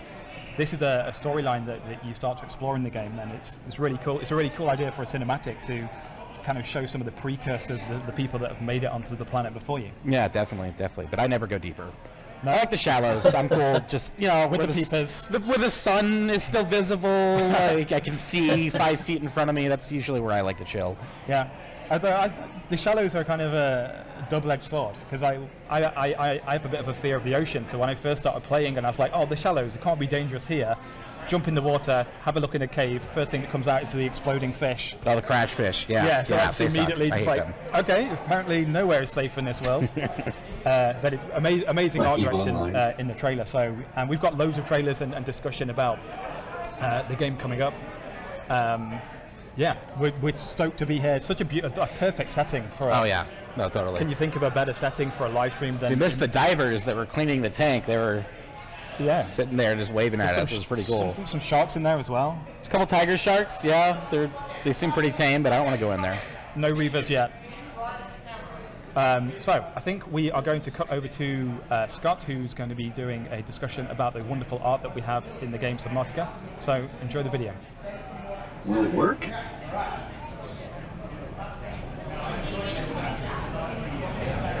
This is the bit where we're on Reddit, because no one's told us that it's cut.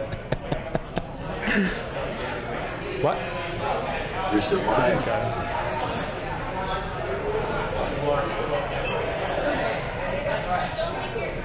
Oh, we're still on, apparently. No, we're definitely on Reddit now. I'm okay with that. Hello, Reddit. Hello. Welcome to the aquarium.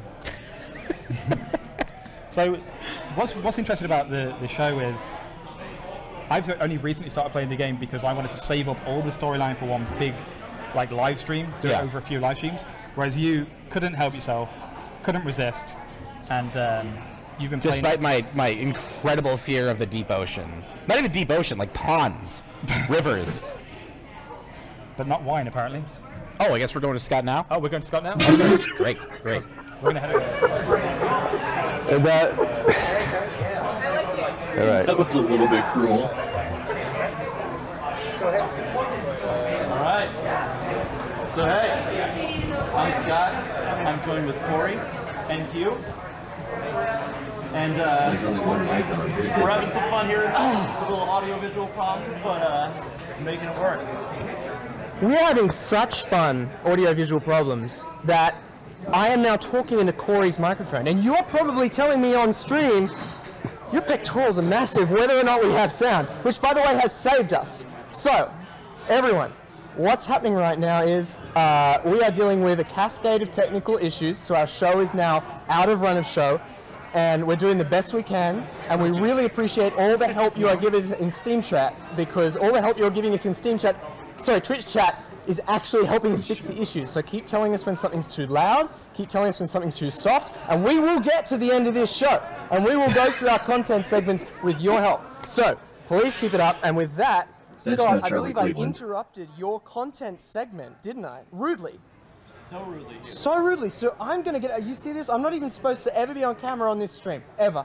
I need to get out of here. You got the pit stains, you got all the, like, what is I got the pit stains. I will let you guys chat. And Corey's like, please get off me. All right, get out of here, man. Oh, shit. Okay. Fun times. Oh, fun times. So, Corey. Yes. You are the art director on Subnautica. I am. The art in Subnautica is, in my opinion, what makes the game so immersive. Like, you swim around underwater, you see all sorts of creatures, and you feel like you're really there. And even though you're on an underwater world, it's so important to just feel immersed in this land. So, please, can you tell us a little bit about how you put together this world? Where did these ideas come from? The creatures are so crazy, the environments are so out there. How did this come about? I mean, it just started with endless amounts of research into, real world plant life and creatures and ocean views, and just kind of going from there. I mean, you just take that and you combine it with a lot of different things. It was particularly challenging with the creatures because when you really dive into that research, you just discover all these amazingly exotic and crazy and weird underwater, the really deep sea stuff that you see that actually exists on Earth's oceans. It's just so freaking bizarre, and you kind of it's intimidating because I'm like, how am I gonna top that and make it feel even more alien? Right. So but just it's great inspiration to start with, and you just kind of try a bunch of things. I mean, lots of various ideas come to me, in different ways. Well, man, that's what I've always noticed with nature. You know when you've got to get on a stream and interrupt live because the mic's not working? All right. Did anything come across? Everything Corey said came across. We thought Corey was going to be the least talkative person on this stream, and yet. Here we are. Here we are. See, you should be drawing the pictures then. You could do the art stuff and... So, until Jessica gives me the okay that Scott's mic is working, I'm going to pass the ME2 between the two of them. Oh, okay, that's what we're doing. So we're signing off here. I need this more in my life, Hugh. This needs to be more a part of my life right I here. just get more Thank cuddles you. out of this Yeah, until Dylan gives me the thumbs up. Okay. So, Corey, we were talking about the creatures. For anyone that didn't hear, we were talking about the creatures. We can just do this. Yeah, we can just really campfire little. Yeah, okay. So, the creatures in Subnautica, the environments, the world, everything about it is just so immersive. And you were saying that you draw inspiration from real life, and that nature provides so much inspiration because it's already so alien looking. And that's what I was commenting on. Is if you go and look at the aquarium here, everything you see is just. And this was one of the places this came for reference. Right. So it was it's just so out there. This thing swim behind us here. Everything's so crazy. Everything's so crazy looking. So.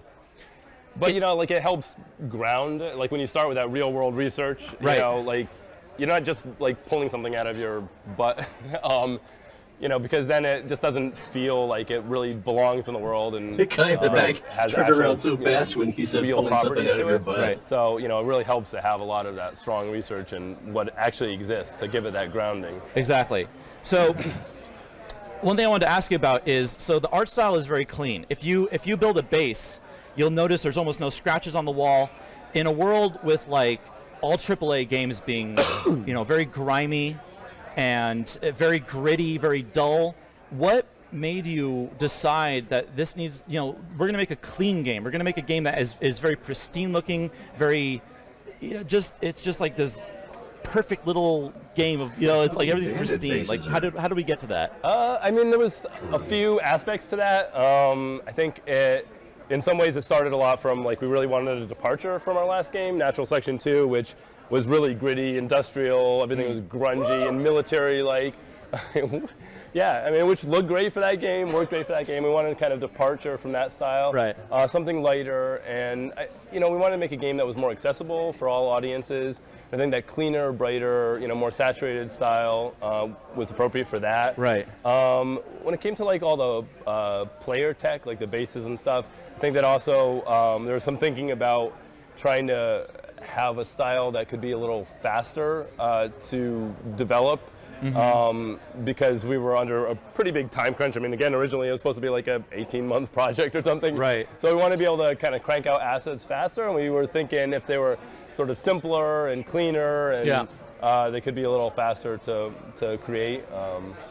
So I don't know, there's a few things that were kind of going on in our head, but it just kind of felt right in this underwater world. And again, it was largely just really trying to kind of move away. We didn't want the player, he's not a soldier. He's not running around with guns in the game, shooting fish in the face. Right. So it was important for us to really kind of make it look more civilian. It's not that industrial, gritty, like sci-fi. That's a good point. I never really even thought about that. Is like we built a game that is intended not to look like a war game, and that shines through. Like it was always one of our main pillars to have a non-violent interaction with the creatures. Like you get a knife, and that's essentially the most you get in terms of weaponry.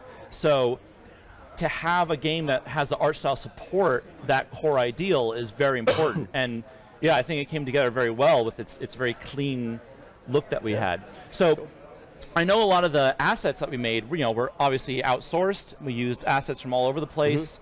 Can you give us a little bit of insight into like how we went about organizing that? Like how did we ended up with Fox 3D, and we had internal artists, but it just we got it from all over the place. So how did that turn out to be the case? I mean, we worked with a kind of a core group. There's this outsourcing company, Fox 3D, who we worked really closely with for most of Natural Selection 2. Yeah. So we already had a really good established working relationship with them. They were kind of familiar with our process. I knew some of the core guys there that I could really count on to kind of hit the style that we're going for. It was a little bit of that sort of change up from NS2. With that cleaner. Subnautica is more stylized too, so it kind of pushes that more simple stylized silhouette.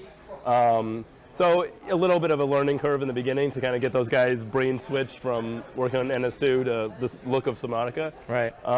But yeah, I mean, they hit it out of the park. I mean, they did great work for the game, and really happy with how the artwork came together for it. Yeah, I mean, it's a stunning game, and like whenever I play it, I'm like, I can't believe how beautiful it looks. Like to me, I'm just like it's gorgeous. I don't know. Like I know I'm biased because I worked on it, but like I don't know. There's so much that goes into it. I mean, even more on the tech side. I mean, like Max, programmer who did like all the water surface stuff, and a lot of lighting tech, and I mean, all that really just came together to make that world just feel really lush and beautiful, and great water effects. Right. So with the creatures, like how much of what your art design was determined what the actions of the creatures did? So like, for example, we have the gastropod, right? Did you start off with an idea of a creature that, launches gas sacks from its butt? Like, it's essentially what it does, right? But like, it's one of the silliest creatures in the game, and like, if you look at it really close, it actually has a gas mask, like, hanging off of its face. Yeah, that was a little on the nose with that one. That was a bit heavy-handed, I think. But like, so how much of your art, your concept art, determined what the creature did versus you came up with an idea of what the creature does and then concepted that out? I mean, I think it was a mix. Charlie initially had a few ideas for creatures, and there's a few that I concepted out for that. But then there's a lot that he was just really good about just kind of being hands off and just like have fun with it. Our game was I don't know, just the core way it was designed was allowed for a lot of freedom in that you could just have as many crazy different creatures as possible. Yeah. So yeah, I would just sit down and kind of, you know, various ideas would come to me. It's hard to even remember exactly like why I thought of the gasopod, but I had that freedom to just sort of like it within the concept art itself, you know, design a creature, and then we would actually just like see if we could, you know, make that mechanic of it actually work in game. And sometimes it could, sometimes it couldn't. Right. But, it worked out pretty well. Excellent. Well, thanks very much. Yeah. We're gonna pass it back over to the host desk. So thank you all for joining us. All right. Thanks. Hey guys, welcome back to the host desk. So Diction, everybody's favorite subject, social media. Love it or hate it? Can't live without it. I actually don't have much of a life outside of Twitter or Instagram. In fact, yeah, me too, pretty much. So we're going to bounce back to the interview sofa with Hugh, who's got some words to share with us about the trailer and social media. Out of the way here.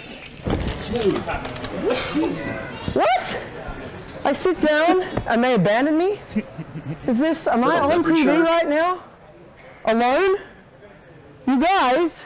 Am I really on? He wasn't even supposed to be Oh on. man, they're going to tell me my mic's not working. You know, you guys on the chat will come through and save us if that's not true. No, they're not, probably. I hear that Diction is addicted to social media. Myself, also addicted to social media. I'm going to bet that some of you out there are also addicted to social media, even if it's awful. Speaking of social media, Jonas is showing me out of the corner of my eye what I look like on stream, which is awful! Guys, I'm here to appeal for your help. You've already helped us so much on this live stream. We are an independent development team doing independent development Twitch streams, and we need your help to spread the word about our game. And you can do that in a very easy way. You can do it by exploiting other people's addictions to social media. On Facebook.com/Subnautica, Twitter.com/Subnautica, there's a cinematic trailer on show. It's also available on YouTube.com/Subnautica. Please take a look at it. And you know what? If you think it's junk, you tell us. But maybe you think it's okay. And if you think it's okay, it would really help us if you got in there, had a like, had a share, and told the world about it. So hit those addictive social media buttons. I am all out of voice, so I'm going to go straight back to the hosting desk right now with Diction and Chris to take over because they are professionals. Is he Australian? Hey guys, so coming up we have a new gameplay trailer. So we've already had the cinematic trailer that's outlined some of the backstory and giving you an idea about the concepts behind Subnautica, but we've now got a gameplay trailer, and Diction's played this game a lot more than me. So what would you say your favorite gameplay changes are to the game that have been coming out recently? I mean, over the time that I've been playing, which is since like early alpha, the components needed to create new items in the fabricator started to make more and more sense. In the early days, I remember like you could only cook with salt, which is like, okay, I understand you can cure food with salt, but cooking it is a different thing. And now it's like, oh, you can cook it and cure it.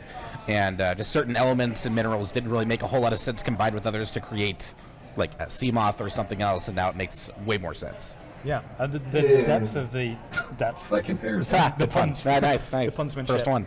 The depth of the features in the game with the base building, the survival elements, they really shine. And I think this gameplay trailer is just going to cut to the core of what you're going to experience in the game. And audio. I'm glad I'm not the only one that has audio problems. Is that selfish of me?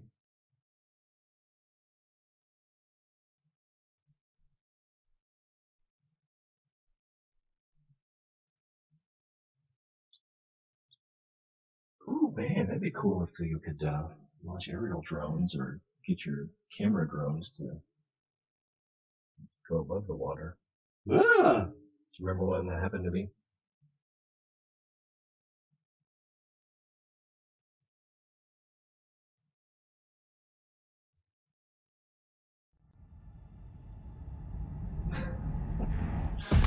Yes. Oh. Yeah.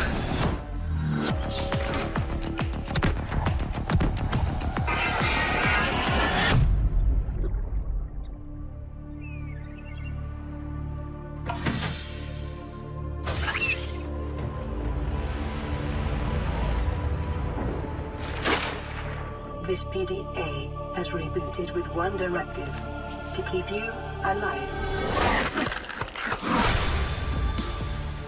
Scans indicate this location supports a diverse and healthy ecosystem. Exploration is conducted at your own risk. Utilizing alien resources is a proven survival strategy. Explore, study, catalog new species, secure food and energy, and gather data on unusual phenomena. We scanned it.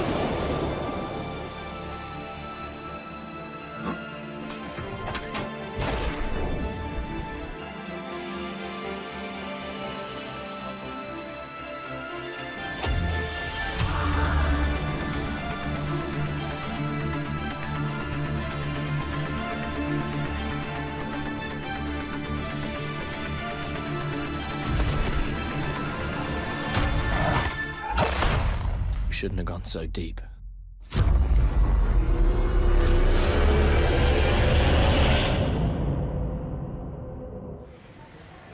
Like how they saved All right, we're back here, stuff that they and we're joined with Charlie and Scott McDonald. I don't have a last name. Charlie Cleveland. Thank you. It was like some city, right? Yeah, I don't know. Ohio. Yeah, Ohio. Yeah. Charlie, Ohio. Yeah. I want to give out a really quick shout out to Real Time UK, who did that amazing cinematic trailer with a very little amount of time to do it, but they did an incredible job. What, they have like 1 month? We're like 2 months and then lots of back and forth. So I think they had more people on that trailer than we had on our entire dev team. Probably, It was insane. Wow. Yeah. Yeah. No, they did an absolutely amazing Really job. beautiful. I hope you all liked it. Yeah. I hope you all enjoyed it. I thought it was pretty awesome. So yeah, me too. You did too. Yeah. Okay, so What are we talking about? We're talking about the Subnautica community. Okay, so it's a big topic. Good, because I got cut off during my intro speech, and this is what I wanted to I talk know, about. and now we don't have a beautiful Australian to sit here and help me out. I know. Oh. What are you gonna do? Yeah. Okay, so the Subnautica community, it was a pivotal part of this game. Without it, we would not have the game we have. I would argue we might not even have a game at all. Yeah. So or we'd have a bad game, basically. We'd have a bad game, Yeah. right? Our ability to go in early access and iterate on different ideas, pass it through the community, it was absolutely vital to this game's success. Yeah. So just give us a little rundown, like how that was, done. I mean, so when we launched in early access on, let's see, December 2014? Yeah. Is that Something right? like that, 14? Earliest access.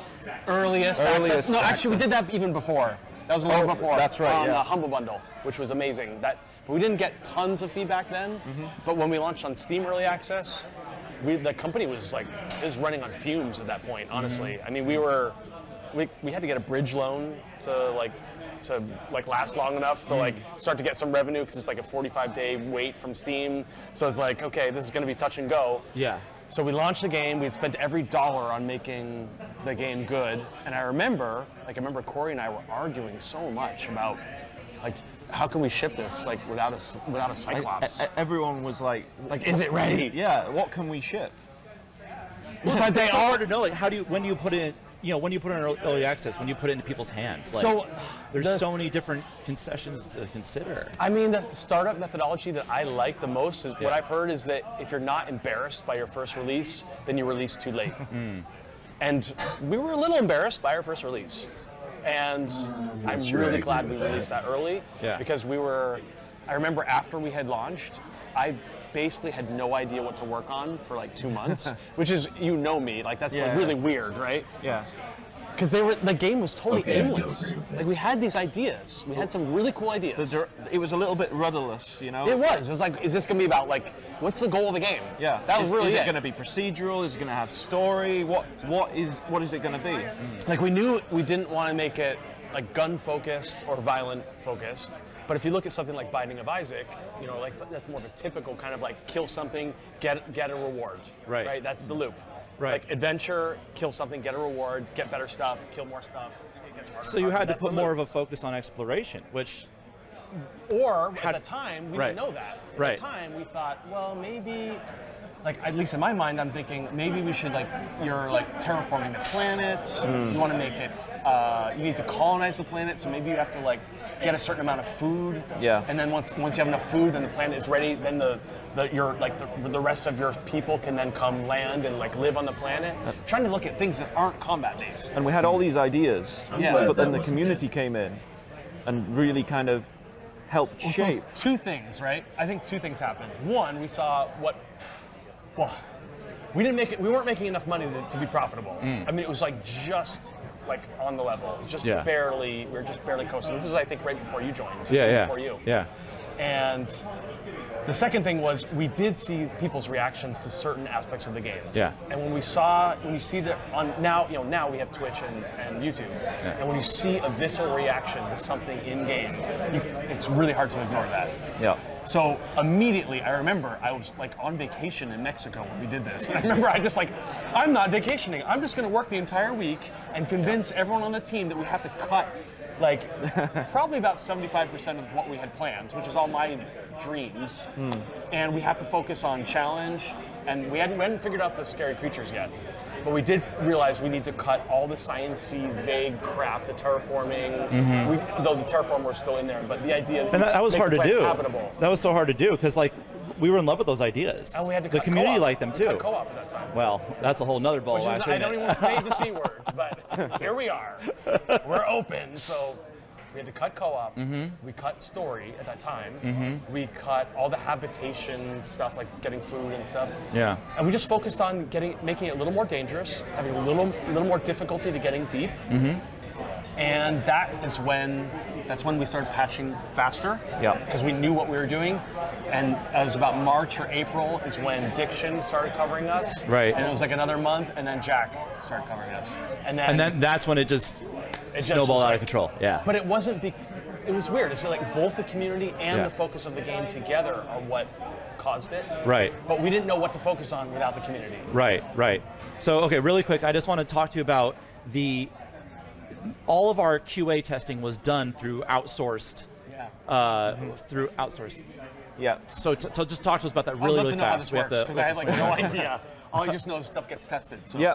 So we have a brilliant group of volunteer playtesters who come in. We've kept it relatively small compared to NS2. With NS2, we had to take on quite a lot of people because it was a multiplayer game. But having a single-player game, you can focus with just a few people on specific problems.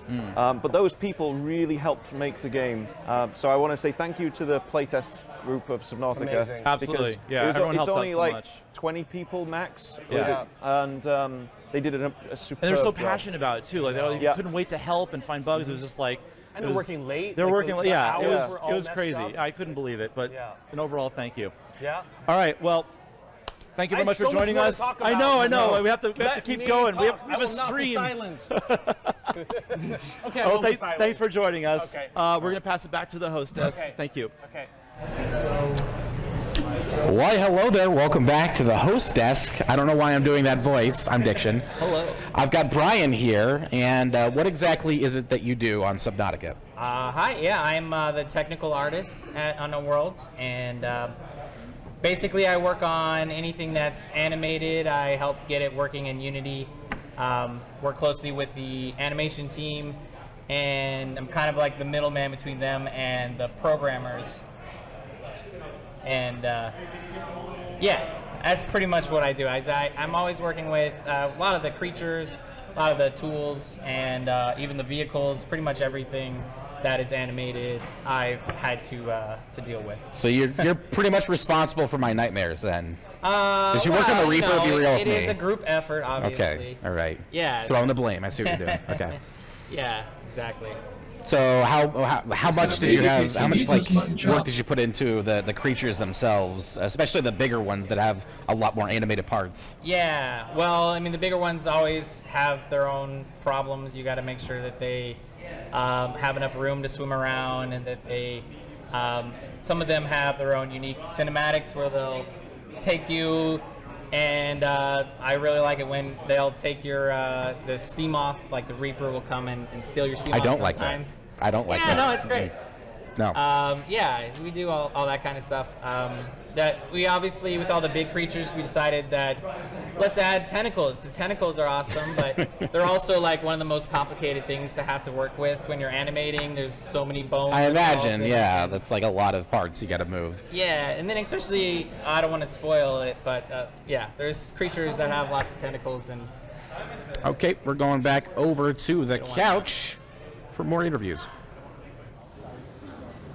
Ooh, that was almost well done. All right, so hey, we are joined here with Brian, and he is a naturalist here at the Monterey Bay Aquarium. And thanks for joining us, Brian. Yeah, thanks for having me. Like, this is super awesome that you guys are hosting it here, and working at an aquarium with a bunch of scientists. You will get lots of nerds and gamers, so we are super excited to have you guys here as well. That's right. So you actually play video games yourself, right? Yes, huge gamers. So I've been following Subnautica for a very long time. Natural Selection was my LAN party game back in the day in high school. Okay. Do lots of Overwatch now. I love that you played Natural Selection. That's it's like full circle now that we're back to Subnautica. That's great. Yeah. So okay, so I mean, the Monterey Bay Aquarium is one of the coolest aquariums on the planet. Like I've been to quite a few. I love the ocean. That's why I work on this project. Like this aquarium is great. So can you just tell us a little bit about it? Like tell us what the purpose of it is, what the mission is, just everything you can about it. Definitely, just in general, because I worked at a couple different facilities, definitely visited a lot of aquariums. This is probably one of my favorite that I've ever been a part of here. Really just because how we break up all the different exhibits and collections. So you see all the different animals that be living together out in the wild in those exhibits together, like in the kelp forest right behind me. These are the same fish that we live in right off the deck. Right. And just being here at the aquarium, it's awesome to see people coming in who sometimes have never seen the ocean before. Right. And just introducing them to all the weird stuff that's out there. And at the end of the day, hopefully they care a little bit more about it and are inspired to actually bring that home with them for when they're looking at how to protect the environment, how to be better about conservation issues. Right. So can you take us through some of those conservation issues? Like what are some of the things that the aquarium is working towards trying to help with the environment and the oceans? I mean, I know there's so many things to do. Many things. Definitely, for sure. Yeah. Yeah, one of the big things, just like simple, that we'll tell people that they can help with is just even this plastic pollution. Like we'll do big pushers of like, say no to straws at restaurants. Like just trying to cut down on a lot of those single-use plastics that you use it, throw it away afterwards, and try to do as many reusable things as possible. Because right now we're seeing just all over the world, people are being better about how can we do efforts to take trash out of the ocean and at the same time stop putting stuff into it. Right. And then hopefully it's a long process, but if enough people get on board, we're hoping to see those positive results in the future. Yeah, that's great. So what kind of efforts is the Monterey Bay Aquarium taking to help out with educating people? Like what is being done to actually show people these things? Like are the exhibits, you know, like do they offer solutions? Like how do you get the word out? Yeah, and the word for people that are here at the aquarium really is talking to a lot of the staff that are here, kind of get them involved, get them interested in what's going on, like, hey, come check out this cute penguin. They get attached to the animal that way, and then from there you can start introducing those conversations like, hey, you think this is really cool, here's some stuff that's going out in the wild, and here's some easy things you can do to kind of like help out. Right. So, admittedly, I love sushi. So, is there just, don't worry. right? I was like, oh man, is there just some everyday things, like besides, you know, plastic straws, you were saying, like stuff like that, but is there just in terms of meat consumption or anything like that, something that we can do to just on a daily basis just help out a little bit? Definitely. So one of the big kind of programs that comes out of the aquarium even is the Seafood Watch program, if you've heard about that before. And really that takes all of our scientists and expertise and kind of doing all the research for what are things that you can eat and not feel guilty about it because they're doing okay out in the wild, and also identifying populations that maybe are being overfished, taken out of the ocean at a much higher rate than what they can reproduce. We want to give those populations a break, kind of avoid those. Here's some seafood items that you can enjoy without hurting the ocean. Right. So that's all part of the Seafood Watch program. So there's pocket guides you can pick up for that. There's a free app you can download. And we try to make it as easy as possible for getting that information to people that come in. Yeah, because I know for me, like I feel very overwhelmed by there's so many things I can do to help, but at the same time, it's like I feel like I'm so powerless. You know what I mean? And it's like if I could just do little tiny things here and there, that's like I know I'm doing something to move the conservation effort forward. That would just be definitely. It's so that essential. easy first step they can do like right away is like just say no to straws at restaurants, maybe buy a reusable bottle, and then definitely when you're eating seafood just at a restaurant, even if you don't have that guide, many providers are actually getting much better at saying like, hey, do you guys sell sustainable seafood? And like they know what that means. Like, yes, we do. Here are your sustainable choices. Exactly. And it's awesome that you're seeing more and more of those food providers get on board with that program. So are those little plastic six pack things that are around bottles, do they still like pose a problem to the environment? Yeah, so that's definitely like a I remember big that being thing a that problem you're still like seeing. 30 years ago. Like hard to get companies to give up that because Yeah. it's so cheap and easy to do, but you are seeing lots of people actually with the six packs. That's such a handy thing to have. Like reuse ones that biodegrade in the ocean or in the earth, and like animals can actually eat it and it's not harmful to them. Right. I was even just in Hawaii a few months ago, and like the Kona company out there, like they actually have like biodegradable six-pack cans, and like that is awesome. Yeah. That people are starting to do that. Yeah, that's awesome. Like, I think if more companies just kind of adapt minor changes to what they're doing, if everyone did that, like we could really move forward on helping, because it's everyone's problem. Exactly. Like everyone that works at like a company, you know, they have kids, they have families. Like it's not just like there's these fat cats sitting up trying to make money. You know, it's like they have these incentives as well to just help, because if this stuff goes away, this is the very base level of the entire food chain. Like everything else perpetuates up from it, and so it's so essential that the oceans be preserved. And really, it's just getting that initial buy-in to start getting people to care. Exactly. And like California residents, like the big thing that happened even just a little while ago is the big plastic bag ban. Like we were kind of big voices of that and just getting people to care about the ocean. So when that comes up on a ballot, like, no, that is a good thing. Like, no, I don't need a plastic bag at grocery stores and stuff like that. Like, I can bring my own, and then that's been helping out a bunch. Right. Yeah, that makes sense. Well, okay, so we're almost out of time. Is there anything else you'd like to say about the Monterey Bay Aquarium or any of the conservation efforts that are being done? Just anything at all to all of our viewers at home? Yeah, definitely come visit if you're in California or near Monterey. We'd love to have you, tell you more about some of the cool stuff that's happening out in the ocean. And yeah, just keep doing what you're doing, no straws. Awesome. Well, thanks so much for joining us, Brian. We're going to send it back over to the host desk. Thank you. Hey guys, welcome back to the host desk. Enjoying the show, Diction? I'm enjoying being able to sit down and not drink wine. That's one of your pastimes, isn't it? Oh yeah, totally. I'm a streamer, that's all we do. I can't really talk, I suppose. I'll get a standing desk one of these days, and then I'll show them all. Pinky promise? You saw it here. So we're about halfway through the show. So far we've seen awesome interviews, the cinematic trailer, the gameplay trailer. We've got some awesome developer diaries coming up soon as well. But one thing we wanted to show you is a little clip that many of you may have seen. May have. Where, being my usual self, I'm giving it all this. Oh, I'm a better game designer. Well, they should do this feature, and the developers are already one step ahead of me, and I run headfirst into that feature immediately. Roll VT. Oh yeah, I've seen this. This is hilarious. King Akira put this up. Oh, audio problems again.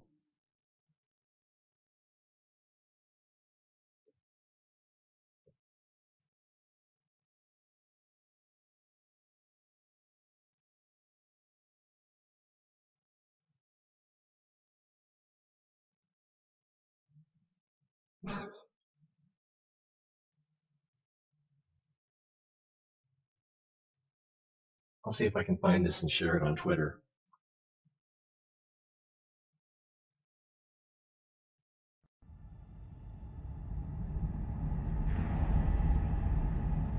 Get out into the water, and it checks, like, have we shown this guy a spectacle in the last 10 hours? No. Okay, play a spectacle. And, like, if you could just see, like, a massive shark fin, and I mean massive, like, not like, oh god, a great white. I mean, like, the size of a battleship shark. Just see its fin just skim through the water in the distance and go back down again. So you're like, what the fuck? Like, even if you never see it again, you never get to interact with it, you never get close enough to scan it, it's... What? What?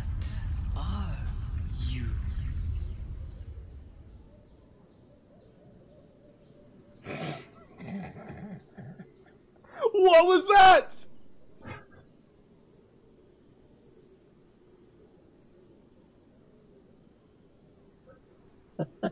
What the fuck just happened?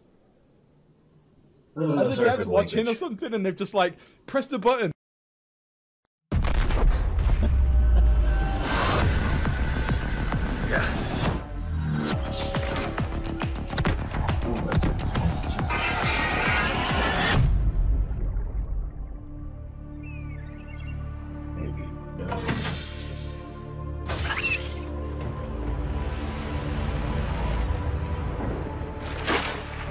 This PDA has rebooted with one directive: to keep you alive.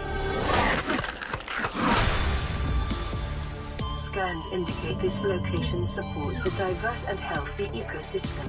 Exploration is conducted at your own risk. Utilizing alien resources is a proven survival strategy. Explore, study, catalog new species, secure food and energy, and gather data on unusual phenomena.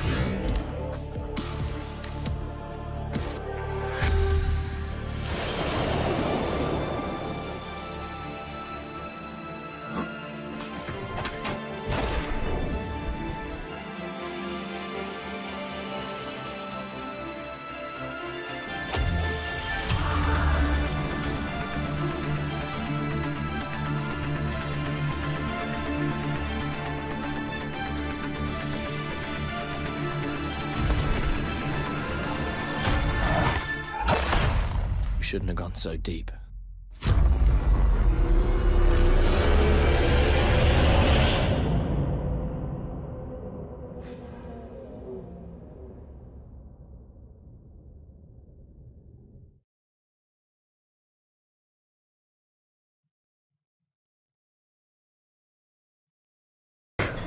We have more the real stars here. The real stars of the show. Never Just mind kidding. 5 years of top tier development. Tweeted. You're here for the streamer hosts. For sexy and sexier. Yeah, it looks like Subnautica's Not gonna already argue. updated. No. So we have more developer diaries to show as well. But before we do that, I'm sure there's lots of people watching the show that are wondering, like they're about to jump into the water for the first time and pick up the game, on launch day. What tips would you have for someone before they for their first journey, this their isn't first launch day? This is launch day. Bladderfish. What the heck?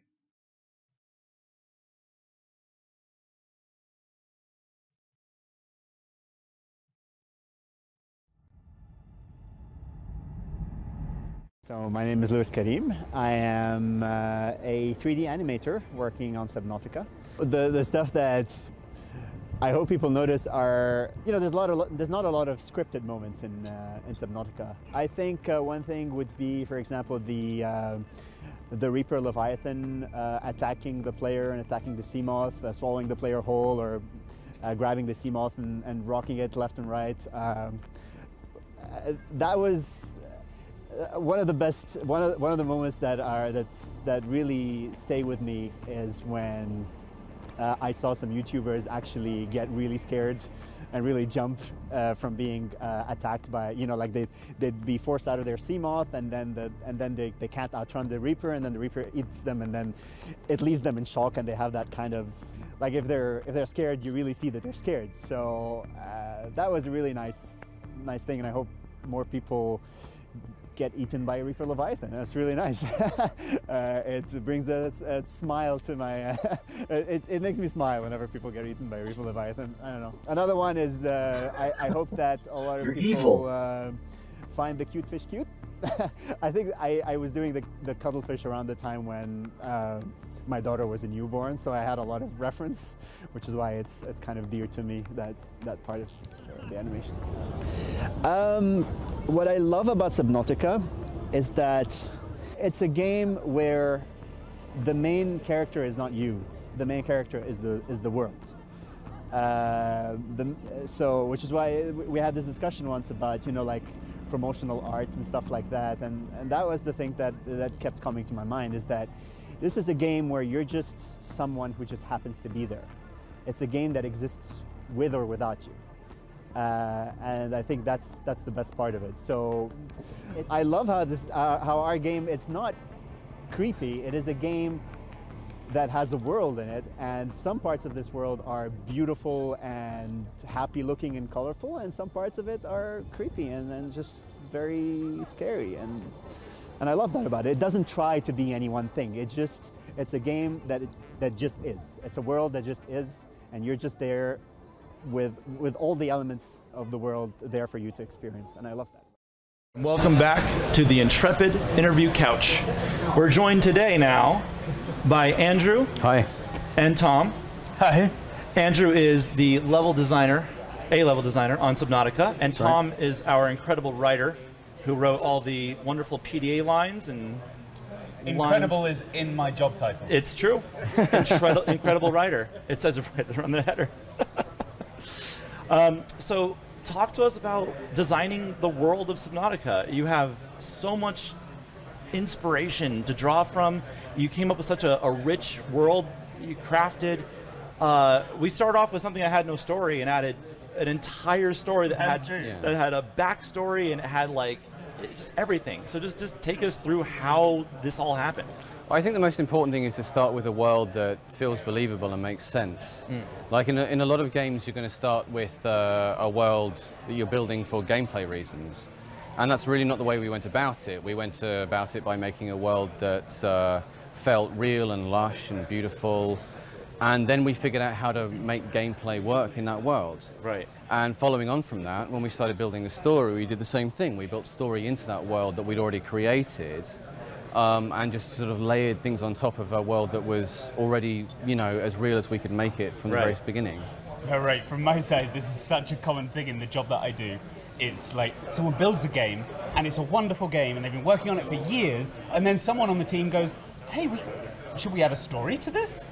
And then someone calls me up. So and we just tack it on at the very end, and then you have to just shoehorn a story into the whole thing. There's a degree of shoehorning and a degree of looking at the game that you're working with, working out what is the gameplay actually about, what is the feeling that players are experiencing, and then building a story that reflects that experience and builds up that experience rather than takes away from it. You see a lot of games where they it's a shooting game and then they try and tell an emotional story on the side. But it's already too late, right? Yeah. I think we brought you on just early enough that we were able to sort of feedback from what you were doing and build that back into the world, and then you'd build on that, and we sort of had a bit of a cycle going where we... Yeah, well, there was a hell of a lot of interaction between art, LD, and story to get together those big set pieces of the alien structures and the other bits. It was a really collaborative effort. Yeah, and I think that's necessary for success in world building.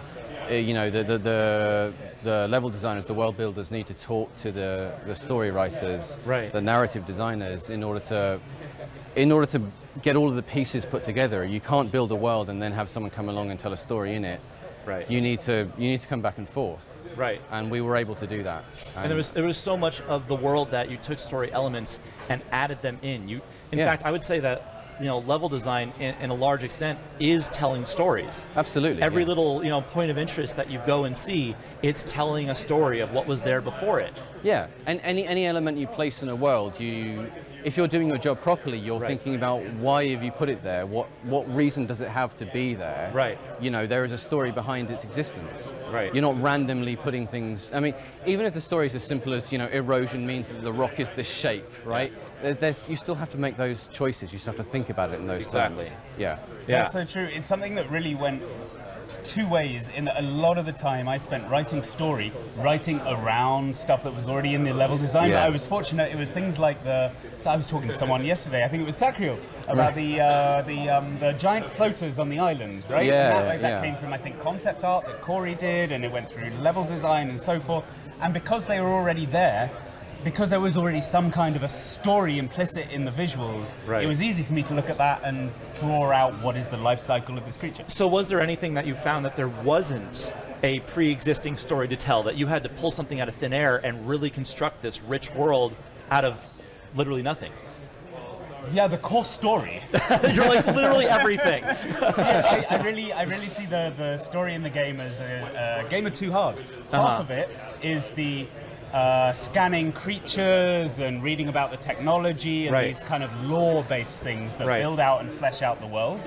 And then the other half of it is that central narrative thread, which is guiding you through those 3 or 4 key locations in the game that tell you about the things that are challenging you to get off the planet and so forth. Well, I think the good thing about that is that, you know, we got Tom in early enough that he was able to build that thread, and then we could take what he'd built and make changes to the world that then he could respond to again. So like, we got enough of a story early enough on that when we went to our polish pass, where we went back through the world and tried to make it as beautiful as we possibly could, or as meaningful, really, is the best word, as we possibly could.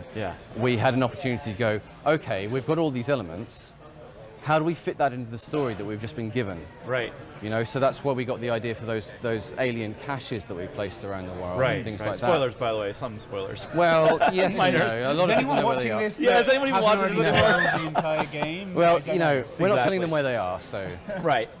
Okay, so but that's a really important point that you made, that you iterated back and forth. Yeah, and, absolutely. And he came up with something that you then had to implement, and then you populated that with, you know, tabs that then had to go be scanned and have a whole story that was along with it. So, Tom, I'm curious, was it intimidating to know that you had to write a scanner entry for literally every single object in the entire game? There's a little like hole in my heart, reserved especially for those emails from Corey, which say, Tom, we've decided to add an extra alien base to the game. Can you just turn out some story for this, please?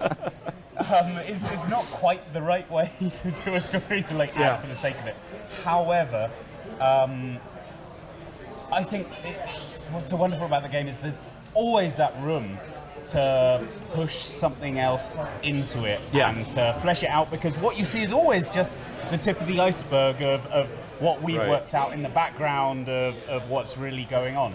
Yeah, and I think spending that time is really worthwhile. It means that the player might not necessarily know, but when the world designer has that payload of information that they place into the world, it's just that little extra little touch that, you know, it's kind of almost subliminal. The player won't pick up on exactly why we've done it that way, but we know why we did it that way, and it's different from not knowing why we did it that way. You know what I mean? So it's that much more meaningful. Exactly. It's layers of meaning, really, and that's what the iteration is about between Tom as a writer and us as world designers. If we keep going back and forth, we just layer the meaning up, and then there's that much more. And by the end, you have this really rich layer cake. Yeah. Just it feels like it's actually been lived in. Yes. Because it actually kind of has. Between all the iteration of back and forth, we truly have been making this world. In steps. Yeah, we spent the time working it out, and then there's so much more for the players to explore. Exactly. Yeah, that's great. This is my favorite theory of what art is. The theory runs that what art is it's something which explains to people something important, or shows people something important, in a way that could not be done in words as quickly. So if I look at a painting, I can get in a whole bunch of stuff that I wouldn't understand consciously just by looking at that painting, and it comes through. And I think and hope that's what we're doing in the game. There's no sort of big, meaningful sort of prosaic text. There's just bits and pieces here that you draw from the level design, the ecosystem, and the end. I hope it comes together. You piece together a larger whole, and like I absolutely get that feeling when I'm playing the game. Is like you're like, there's more to this than I'm being told, and like I love that. It's not heavy-handed. It doesn't just spell it out for you. It just implies something, and it's up to you as the player to infer what that meaning was. And I absolutely love that about the world that y'all have created. I mean, you could describe to someone the feeling of discovering a new part of the world. But it's not the same as actually just doing it yourself. There's an extra little payload in there that you just have to experience for yourself. Exactly. And that's the same for any game, really, but you get that by putting the effort in. You know, and figuring out things in advance, really, not just doing them on the hoof.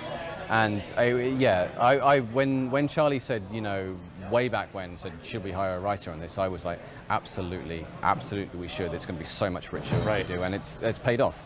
And I know for me, I was not feeling like I really wanted a story in the game. I was like, I just want to explore and pick stuff up. And now that I see what the story in there and what it's become, I would never even go back. You did an amazing, incredible job with that. Yeah.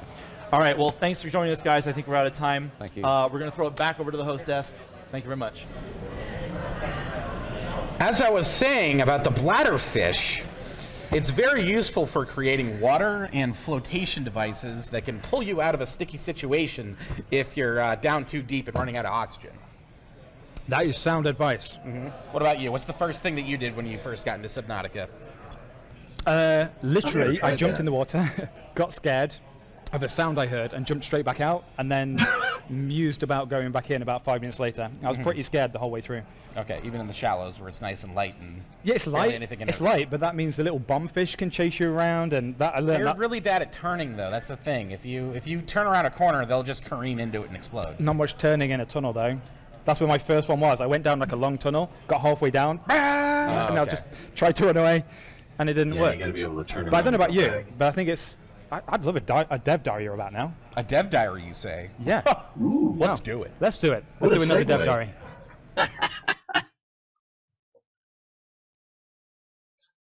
Audio problems? Oh, I feel for him. Yeah, I never have audio problems, right? So what I did on Subnautica is all the sound and the music. The process to make the creature sounds in Subnautica, the way it usually works is I will get some concept art from Corey. I will then look at this and I will kind of try to imagine what this creature should sound like. And then using recordings of like animals, sometimes human voices, and sometimes even things you wouldn't expect would be a creature sound. So, for example, the reefback, like a lot of people really like the reefback sound, and it was one of the easiest ones to make. It's basically, it's a recording of a guy going like, ah! And I slowed it down, and now it sounds like the reefback. Like that's literally all it is. If you get that sound and you speed it up, you will hear that guy. Some of the challenges for working on a game that's set underwater in terms of sound is how do we make everything sound like it's actually underwater? We can record things underwater. I have a underwater microphone, but that doesn't quite do it. Doesn't quite sound like it's actually underwater. For example, the sound of the scanner. This took so many times to get right. I have no idea why. It has to be such a subtle sound, and you hear it so often that it needs to be good, but it's actually not the kind of sound you would think is difficult, but it actually is very difficult.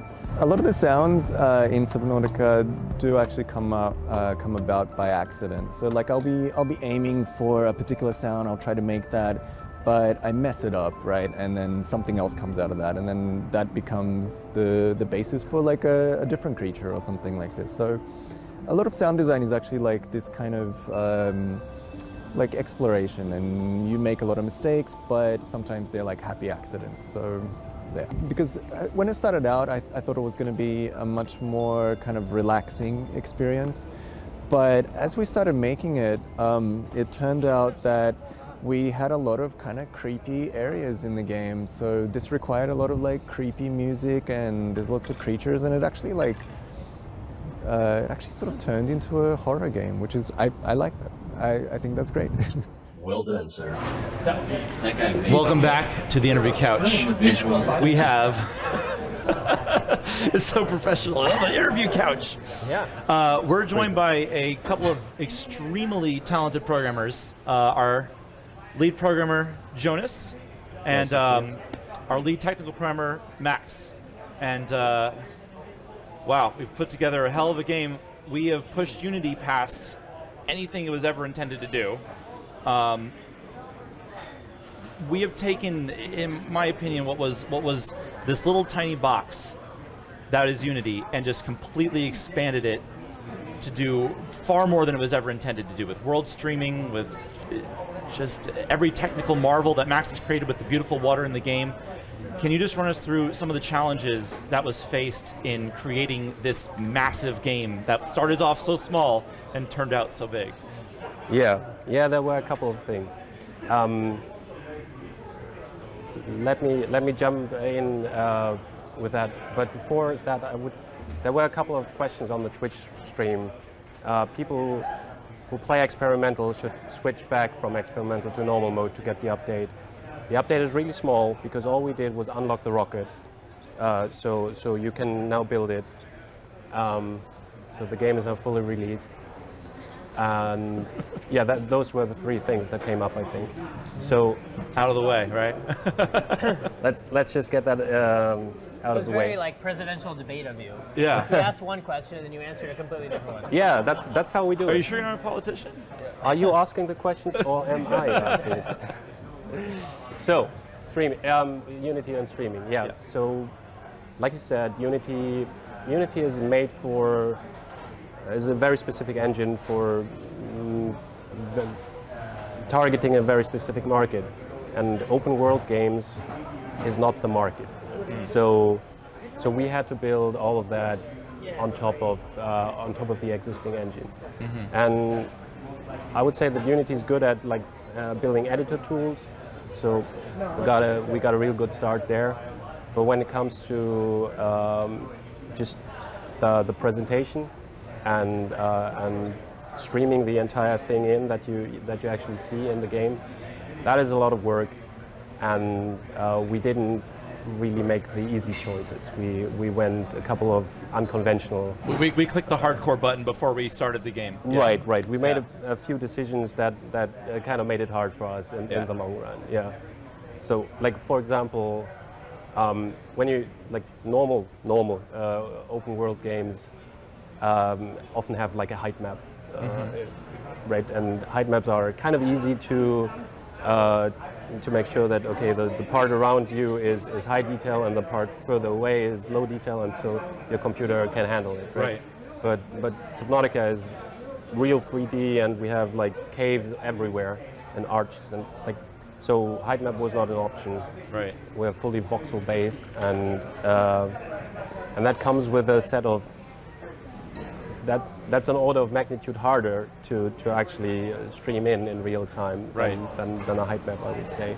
So, yeah, go ahead. I was going to say, I think one of the biggest challenges, at least from my perspective on the game, was kind of, you alluded to it, it's like we started from one thing and it grew over time, and as it grew and changed based on the response we got from the audience, and as our changing concepts of what the game were evolved, was that the technical requirements also changed. So, the game started out as an underwater game, and we ended up with, mountains in the game, and above ground things, and big, facilities that were just like not what we were really building the systems for initially. So just kind of constantly keeping up with the creative direction of the game was definitely a constant challenge. Yeah, right. Well, I know even with that, like we started off just having terrain, and then we started adding buildings, and we added bases, and then we had the alien bases, and the bases are comprised of millions of little prefabs that all have to work with the already existing systems we had in the game, and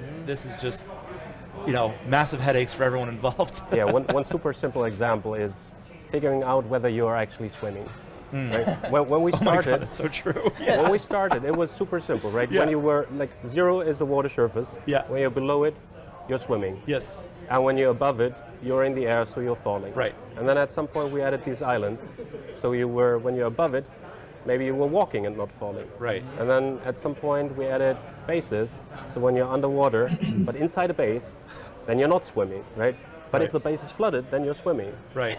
But if the base is not flooded, but you're inside the aquarium, inside the base, then you're swimming again. So like, as the game grew, like Charlie said in the beginning, we didn't really know the entire scope of the thing, right? So. Yeah, and I'm sure we would have made very different decisions if we had. Right. Like kind of roll with the punches. As someone that worked on the transition points between water and land myself, I can say that is absolutely the case. Yeah. So we never intended to have air pockets. Right. And now we have air pockets, tons of them. Yeah. And they are all fake. And yeah, not one of them is real. It's not real air. So it's really hard. Wait, we're not simulating real air in the game? We're simulating real water. That's what you did. Yeah. But we're not simulating real air. No, I think we don't do that. Yeah. That's great. Well, so Max, can you take us through some of the challenges of making water in Yeah, a well, video game. Because there's definitely a lot of technical challenges because, you know, a lot of it comes down to what the GPU does, and the GPU is good at surfaces. You know, so we make things out of triangles and we put texture maps, and those are kind of like two-dimensional things. You know, they exist in a three-dimensional shape, but they're just the shell of the thing. But water is a volume. You know, we see through it, and things happen as light passes through it. So you can see it right there. Yeah, there's a lot happening. There's an example right there. There is a lot happening in that. So a lot of the stuff the GPU is good at doesn't work for doing water. So we had to kind of think of some creative solutions for things like that, how to represent things volumetrically, and to solve these problems. Like, you know, initially it was easy. Everything below, you know, 0 was water. You know, you could just kind of, anytime you needed to figure that out in the graphics, you could just figure that out. But then you have a base, and then it's supposed to be not water inside, and then you need some way of kind of figuring that stuff out. So there definitely were those kind of technical challenges, and it always feels like you don't quite have all the switches you need to flip to make everything work at once. Right. But even bigger than that, what I think was like the art side of it, was how do you make something that feels like underwater? You know, in your mind, you get the sense that you're underwater, but if you look at what it's actually like to be underwater, you have very poor visibility. It's just not, it wouldn't work well. It's not fun. It's not fun. Yeah. Like, And you don't have the the diversity that we have in the game of different biomes look completely different. So how to like make those things meet somewhere in the middle so that you're satisfying both of them. That was definitely a lot of back and forth, and trying to figure out what the tools you needed to let the artists have enough control over things so that they could get it to match their vision, but still, you know, not bending the laws of physics too much that it starts to feel like you're in some environment that isn't water at all. Right. Was there one like major feature that you just wish we would get in, but we didn't actually get in? Just one. I know there's a whole list, but if you could pick one. You go first. Well, the one thing I really was hoping to finish before the 1.0 release, which I was working on but I didn't quite get done, was the water surface. So the way the water surface works is it basically has lots of different waves at different frequencies and different amplitudes, and it adds them all up to create you know, what is a fairly natural water surface, which is actually basically the same process that happens with real water. Right. In order to do that in a computationally reasonable way, it computes it over a small area and then it tiles it. Right. So it repeats, which was okay until we put a mountain in the game and you were looking down and for the zoomed mountain. it way and you could see out, it tiling. So I was hoping to get that artifact produced, but it didn't happen in time. Yeah. Like I said, we chose the hard way for a lot of things, and if that mountain wasn't there, then that problem wouldn't be there. And if you were always walking on the on the terrain, and not like, I mean, diving is like flying, right? So the camera can be anywhere. We can't do any of the tricks that you usually have in game development. We need to come up with a real thing, and that exposes a lot of performance problems, or performance challenges rather. Right. And of course, I would love to show more of the world at the same time. Right. Obviously. Right. But there is just a lot of data already that has to be loaded in, and a hard load on the CPU and the GPU to render all that. Right. Yeah. So we're hitting the limits pretty hard. But yeah, I would like to spend more time getting even more out of it. Excellent. Well, I think we ended up with a great game either way, even with all that. Yeah. And it was a technical marvel, all things considered. So I think we're out of time. Thanks so much for joining us, you guys. Thank you. We're going to send it back to the host desk. Thanks.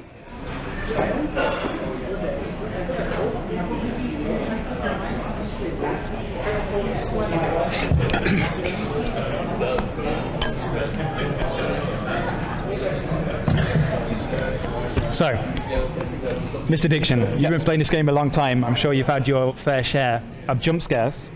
What would you say your most memorable, well, not necessarily jump scares, but like your most memorable moments?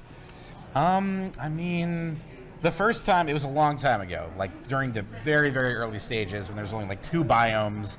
It was the grassy plateau and the shallows. Couldn't even go to the Aurora. And I would see that deep area and just be terrified of it. Finally, I got the courage and I swam over there and was greeted by a reefback, which make these loud, deep, guttural moans, as you probably all know if you played the early access. And I did not know that was in the game, and I basically crap my pants. Like, yeah, I was live on stream, and I embarrassed myself thoroughly. So that they're quite passive as well. It's not like they're very strong. Oh yeah, now I love them. Now I go over to them and I pet them and stuff, and it's like they're big puppy dogs. I don't care. But like back then, I had no idea what this was, and I feel like that kind of encompasses what makes this game so great. Like discovering these new things and not being certain that they're going to hurt you or help you, basically. And that's what I like about it. So yeah, the reefbacks. Like I made the rookie, I think this is probably a rookie mistake. I made the rookie mistake of building a base directly underneath like where a bunch of them live. Oh yeah. So I'm sat in my base and it's nice and calm and I'm just crafting away, and then all of a sudden my headphones just start shaking and they go about a meter over my base, and the whole base, like it just roaring into my base every 5 minutes. So I kind of need to move house, but yeah, you can make many bases. You don't have to sit there with your one base. It's an investment, though, isn't it? It's an investment of time and effort. Just delete it and then go move it somewhere else where it's like less loud. Okay, right. Okay, we'll do that. So basically, your base is in like a high traffic area, right? Like next to the highway. Like you want to go. All you want to do is go a little bit deeper, and you should be okay. Okay, I'll need to get some advice on where to make my next base. We need to go deeper. I'm gonna go ahead and say the Lost River, just because I want to watch you do it. Okay, we'll give that a go. Some of you will know what that means. Do you know what they find in the Lost Rivers? What? Developer diaries. Because that's I love dev diaries. Me too. They're the best. Let's see another dev diary, guys. Oh man, we're over 3 hours. Wouldn't you know it?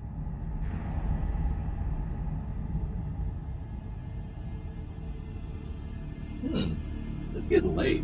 My wife's gonna want to go to bed soon. May have to do the rocket launch off camera. Oh good, they fixed the problem.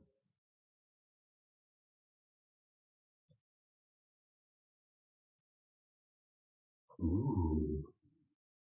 That was the boneyard or whatever it's called.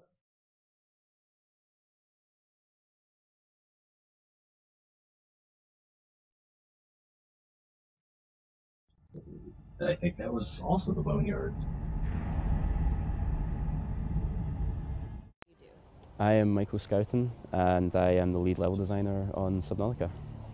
Initially, we were trying some procedural approaches to generating the world, so either just completely procedural or using tiles, essentially, that level designers had created, and then stitching them together. But neither of those approaches worked particularly well, just because, firstly, it's quite clear that it's procedural. I think it wasn't very long after those initial tests that we decided that we would just do the entire world by hand, essentially. I think the most challenging thing for me is probably doing the loot distribution. So basically choosing where we're spawning resources and plants and things like that, and at what rate and density we want those things to appear. It's a balance between introducing these new resources and not neglecting the resources we introduced earlier, I guess. So that's maybe the trickiest part about loot distribution, I think. So basically we have tools for visualizing how any one resource will spawn in the world globally. So like for example, I can tweak the numbers for limestone and then just hit a button, and basically it shows me everywhere in the world that that limestone will have spawned. It basically simulates the player opening every single batch in the game, or every single area of the game, and showing you what loot was spawned there. So we do have a system there that's basically simulating some kind of,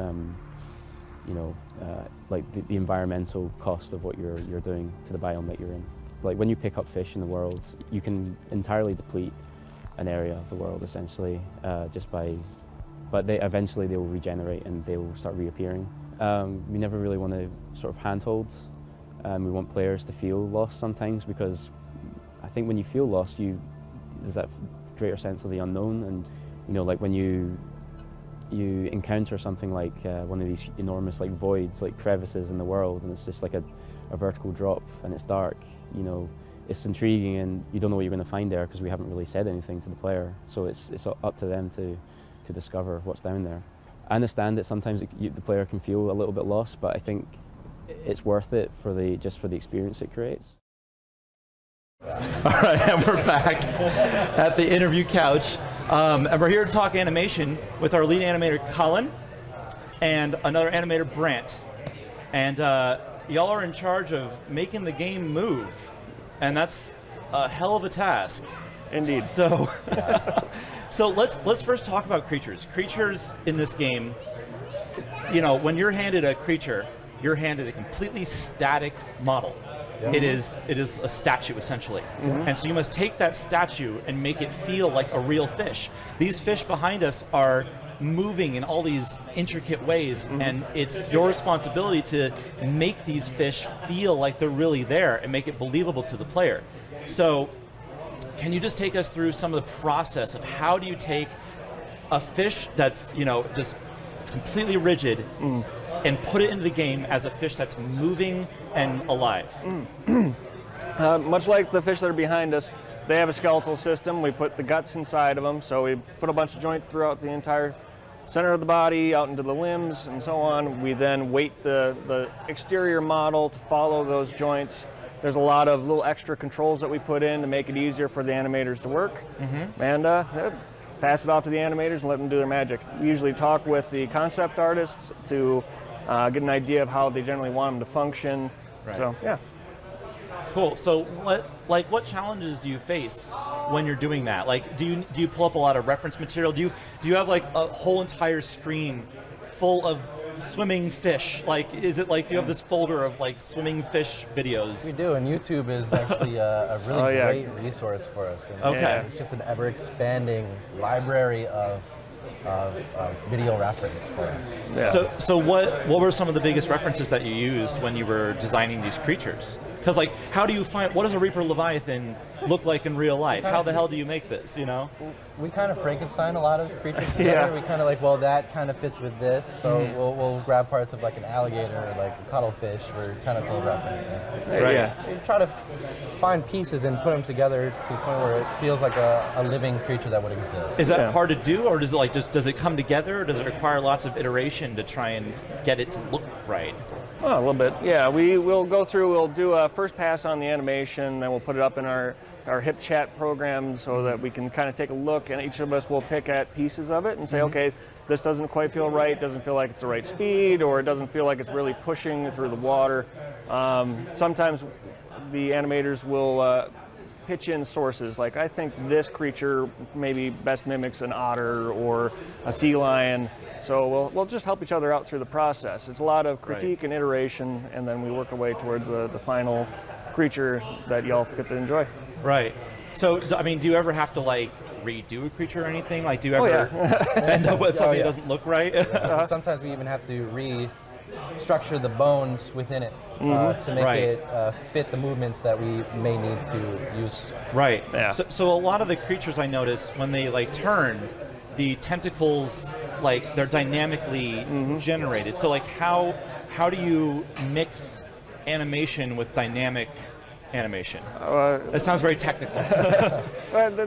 So we actually have two systems going at one time. So we have some blank joints that get the programming on it for doing the Trail Manager, which was created by Andy and our team.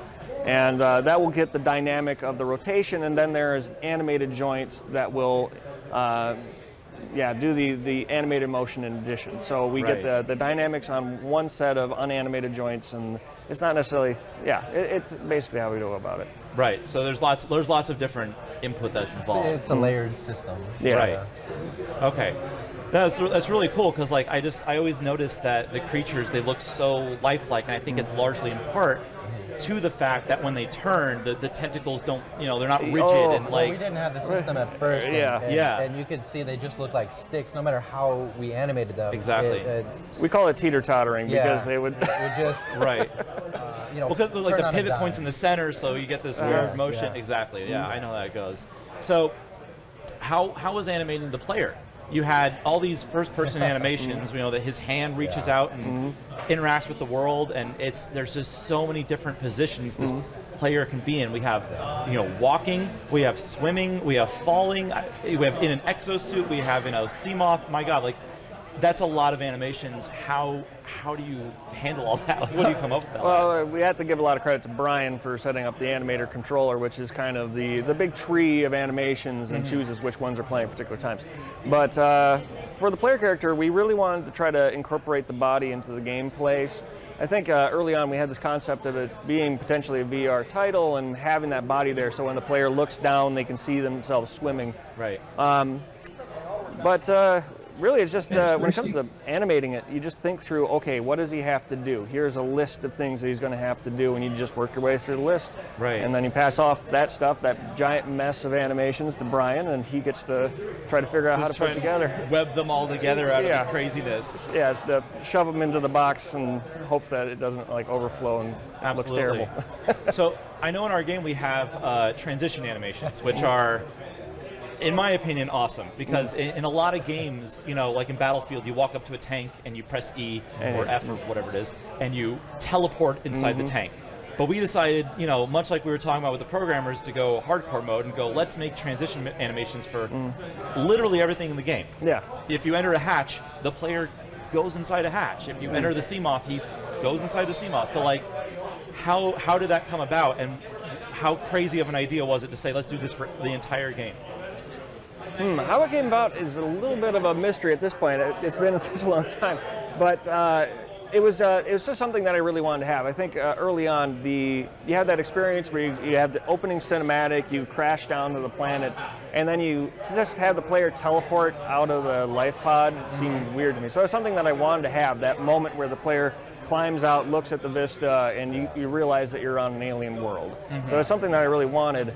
I think the first thing we really implemented was actually the Seamoth, the docking and undocking animation for that.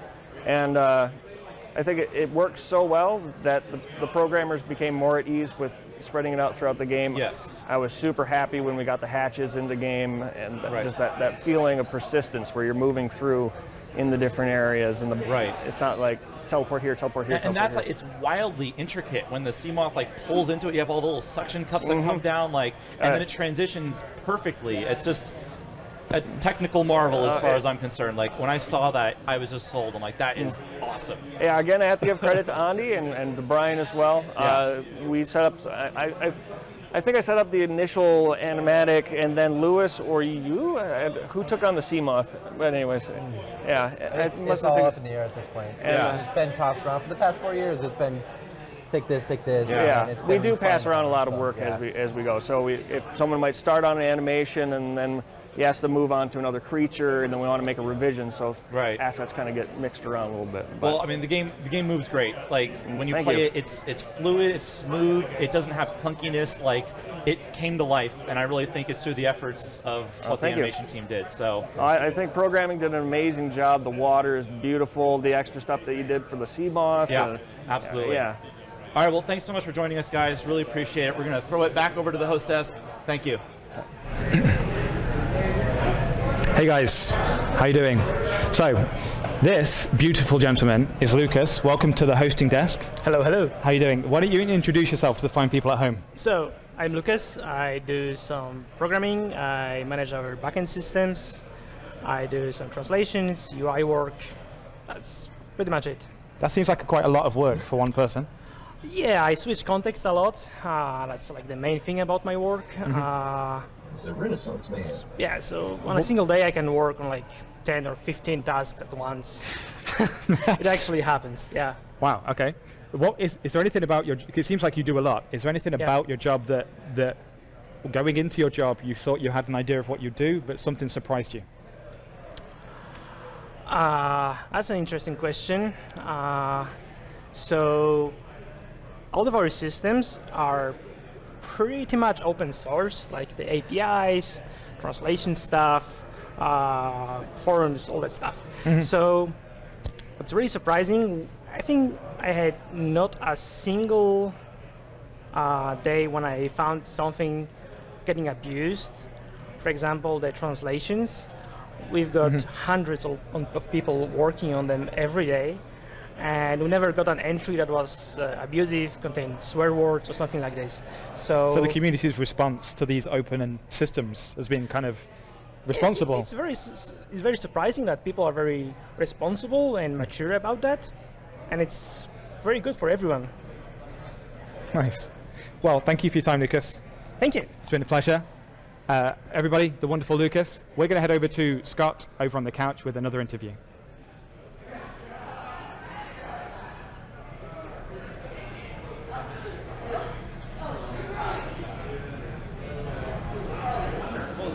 What's going on here? Hosts. Okay.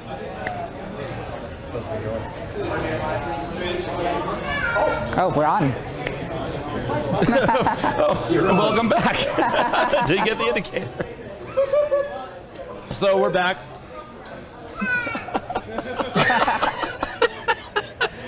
We have Brian here, again from the Monterey Bay Aquarium, and we're actually going to talk sea creatures. Yes. So, you know, when we made Subnautica, we were making alien creatures. And we made creatures that we thought were absolutely, you know, the wildest. We had, you know, things that electrified. We had creatures with tentacles and, you know, mandibles and all things we can think of. You know, and then we come to the aquarium and realize that all this stuff not only actually exists, but is actually 10 times scarier in real life. Yeah, that's for sure. I think you're mentioning it like this could never exist. I'm like, oh, we could fit some of our animals in there and it probably would not look out of place. Yeah. Even just some of the things that actually exist, if you just make it bigger, that's usually very, very scary in video games. Like there's this one creature I've seen, like this big shrimp-like creature has these little boxing gloves inside. Basically, it's a giant mantis shrimp, which they have about the punching speed of a bullet, and they can shatter glass. So I've known people that have tried to have mantis shrimp in home aquariums, and they have shattered the glass in windows. No kidding. For their exhibits. Those scare me. How big are they? How are we talking? Big. Like, can it actually like hurt someone if they put their hand in there? Yeah, definitely. Some of course that I've worked with that have worked with those animals, like they've been trying to work with it, punches them, and it just cuts their skin right open. Oh my god. It's intense. Don't mess with shrimps. Yeah. Something you never thought I would say. Still, yeah. Yeah, even as you go deeper, like one of my favorite deep sea fish is like a spookfish or a barrel-eye fish. And it basically looks like a little submarine. Like it's the animal, it has this clear dome on the top, and you got two green eyes that look up through the dome. And it is just weird. What is the purpose of this clear dome? Like, yeah, so basically since they live so deep down, there's not a whole lot of light down there. Right. It's very scary, as you probably know from seeing the game already. Right. But they're these big green eyes that are more adapted for picking up on those little glows of jellyfish and other, like the big siphonophores that are down in those deep oceans. And they use that as a trigger, like, hey, there's probably food nearby. And then just take their form, just go straight up, and they can go eat the jelly. That's horrifying. Yeah, that is actually horrifying. Yes. Like, I'm already scared of sharks when I go in the water, but like, a tentacle reaching up out of the deep and grabbing me, like, I will never go in the real ocean again. Like, yeah, and like it's just crazy because like even just in mythos in general, like there's always this crazy stuff in the ocean that people draw on, like big Cthulhu's and like mind flayers. Like it's basically a big cuttlefish, and like the abilities of them to like mind control. Animals can do that sometimes with their crazy patterns. Wait! You gotta tell me more about that. There's a mind controlling fish, like. So it's like the mesmer in the game. Yeah, like the mesmer in the game. Yeah. So pretty much like that. So like you'll see a lot of the cuttlefish, like the flamboyant cuttlefish especially, they can use those chromatophores on their skin, just like put off all these different patterns. And in some cases, like even with the little tentacles in front, they'll like kind of draw the animal in, like distract them. They kind of like, oh, what's this? And then they eat their face. That's crazy, man. So like, so tell me like, what's some of the craziest creatures that the Monterey Bay has? Some of the crazy ones like mantis shrimp, definitely for sure. Okay. Wait, can those ones break the glass of the exhibit that they're in? We have very, very thick acrylic to help out with that, and they can't be in the exhibit with any other animals, otherwise that might not end well. So we have to be very close. So he has a very lonely little bullet shrimp life. Yep. They're kind of loner animals anyways. Like they can take on octopuses and other things, and there's this tiny little shrimp. Right. But yeah, some of the weird stuff that we have here, like even like the sea moss, which the sub in the game is actually named after. There's a little seahorse-related creature called a sea moth that actually looks like that little structure, and they have the two little wings off the back. And even other things like the sand sharks that are in the game. Yeah. We have the thing like the angel shark. It'll bury itself under the sand, sits in one spot, and as soon as something comes nearby, they have this giant mouth that can just open up, sucking everything into their mouth, and then just bury themselves again like it never happens. Wow, so nature terrifying. really did think of it first then. Oh, yes. Yeah. Yeah, you definitely have to don't look too far for crazy weird inspirations for animal design. Right, right. Well, excellent, man. Thank you so much for taking us through some of the wild creatures of real life as everyone else explores the creatures of Subnautica. Yeah, great. it's definitely going to be a blast what we find down there. Yeah, very good. Excellent. All right, well, we're going to pass it back to the hostess one more time. Hey guys, good old Sacral Addiction again, enjoying the show. So we have a little bit of a kind of ad hoc announcement that we're going to go to in just a moment, based on some of the feedback we've had in chat. So kind of That's the point of a live stream. We're not just when it's going this smoothly, you can afford to make ad hoc changes to the schedule on a whim. Yeah, it's going like smooth as buttery smooth. Yeah, buttery smooth. Yeah, you don't get this kind of performance anywhere else on Twitch. No, never. I like the mean mugging. That's nice. Oh, I'm sorry. Was that too much? A bit too. I'm a little bit intimidated. Never. So we're just waiting. There's a little setup happening at the moment. So that guy. What would you say your highlights have been from the live stream so far, apart from the absolutely flawless technical? The production has been completely like top notch. 10 out of 10. Yeah.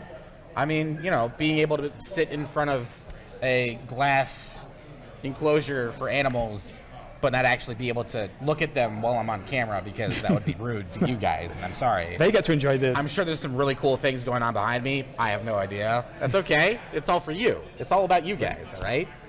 We want you to play the game. We want you to have fun here at the live stream, and we think you're cool. Most of you are pretty cool. I wonder how many of chat would like to see you in there riding a tiger shark. Considering how small those tiger sharks are compared to me, one on each foot. I'm a pretty small human being. Let's be real here. Under your I wouldn't want to hurt one on each foot, like a ski. You could just. If I could go up, because I hear if you rub a shark's nose, I don't know if it's like every species of shark, but some sharks, you rub their nose, it's like an inhibitor for them. It's just like, it's like, when you scratch the back of a dog's ear, they're just like deactivated. They're just done. Yeah, like that's their favorite spot. I wonder how many people have tried that and gone, this is the wrong shark. I just lost a hand.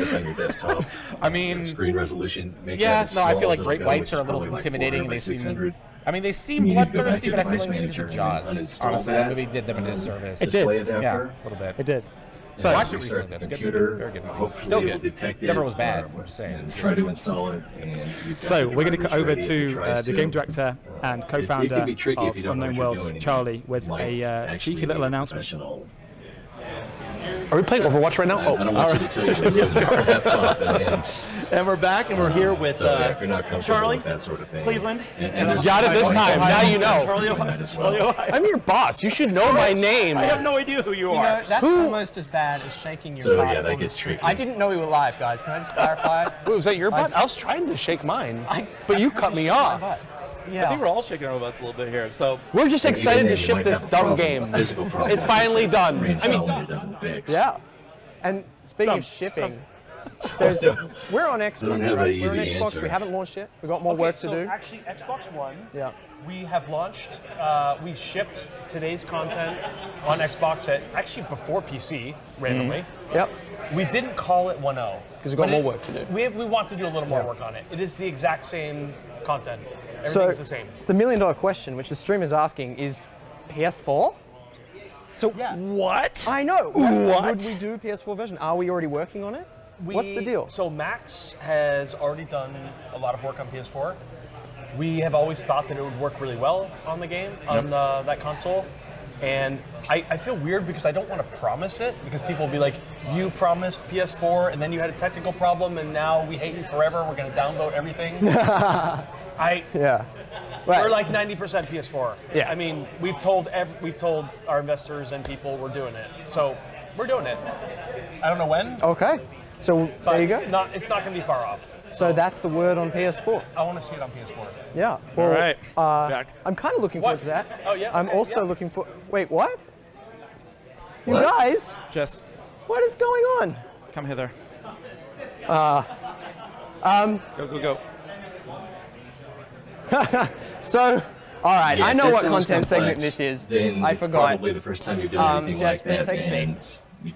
probably Just don't as we want to do started it by the show, yourself. we've had technical difficulties like you would not and with believe. the laptop. We had the backups of our backups fail. Jess doesn't Makes it actually have a even little mic, more so I'm going complicated, since you can't try do a and physical, put this between well, us. You might be. But, It's a gaming laptop. There Jess, probably is a has today's physical stream been really device hard? that you can remove. Kill me now. But still, it Right. doesn't make it less tricky. So, But I guess even more tricky. everyone's laughing at me. So, I'm the you reason, restarted the computer. Jess, I'm not really much of a Sometimes it's as traditional simple guy, as just, but uninstalling from the device manager, when I restarting the saw how computer, you and handled everything that happens ultimate the right pressure way, of but, like yeah, 300 meters I of don't wanna depth crushing down on give you some you advice that's as gonna this leave stream you fell apart with, in front of our non-working eyes, computer. and like you watched me almost But throw if up you in do fear uninstall it, make and sure almost you change cry your in screen like resolution stress. You on held the setting ground and first. you've been working there that Otherwise, whole when it time, turns back so on, it may try to that's use when I knew. massive And I'm not a settings traditional guy, without having so the power to do that I'm not. with the, onboard What you're about to see isn't what you'd maybe normally see. But I know But that your it sounds like family you has probably long need links to to the get ocean, and so does first-person mine. help with that. And I know you're a mad keen diver, and I know you'd really much rather have something you could use than something that looked pretty. So. Is he gonna propose to marry her? Jessica Demist, will you marry me? Say no. Oh my God. You can say no off camera, I guess.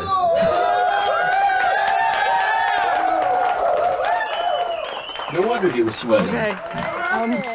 Now, we're going to race off stream, and Charlie is going to come back over in here and talk because we need to go and actually switch backs to the host desk because there's no one controlling the stream. Was there ever? And we're now going to throw it back Oh over my to the goodness. host We desk. better- where the sorry, host Mary. actually Better throw to the runs host it at desk. moment. But if you just stay That's a real tuned for place just to a be. matter of moments, we'll get that switched on over. Oh! Welcome to I Couch want to Cam. thank you very much for watching so far. And it's not over yet. Let's take it back. Okay, how do we follow that? Look, Diction, I'm not much of a traditionalist, but no, I'm not going to propose to you. Wow, we had no idea that was going to happen. Yeah, that was actually pretty shocking. Oh my God, that's adorable. That was precious. That was actually precious as hell. Wow, that's one way to end a live stream. Was he Yeah, drinking that's wine pretty good. earlier? So thank you very much for all your time and your patience. We know we've had a lot of technical issues, but these guys are much better game developers than they are live streamers. And this is a pretty ghetto setup considering we're in an actual aquarium. Yeah. A fully functioning aquarium. So this is to celebrate the game going live. Oh, hey guys. These are some of the wonderful people that you guys have to thank for the incredible gameplay experience Thank that you. we have. That we've been No celebrating posts all about day. This either, so this is great. What part did she play? Honestly, I've been playing this game since before it was even released in early access, and seeing it come to fruition 4 years later is amazing, incredible. I have a very, very short attention span when it comes to gaming, and this game has kept my attention for that long, and I still want to go in and see more of it. Honestly, it's amazing. That's the thing, you can always go back to it, right? That's a It's good always, plan. it's just that feeling of the expanse. Hello. Hey. How you doing?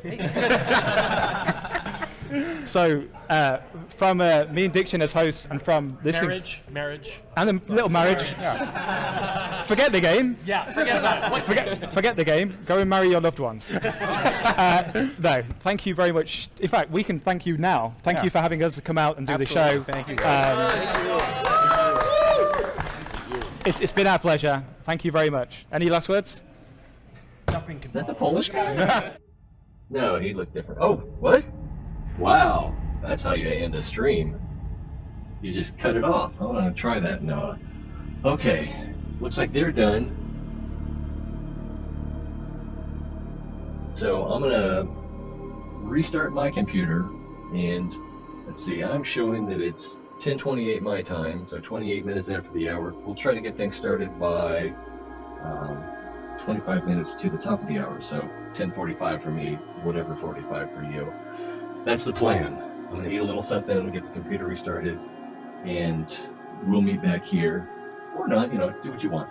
But hope to see you next time. If not, then the time after.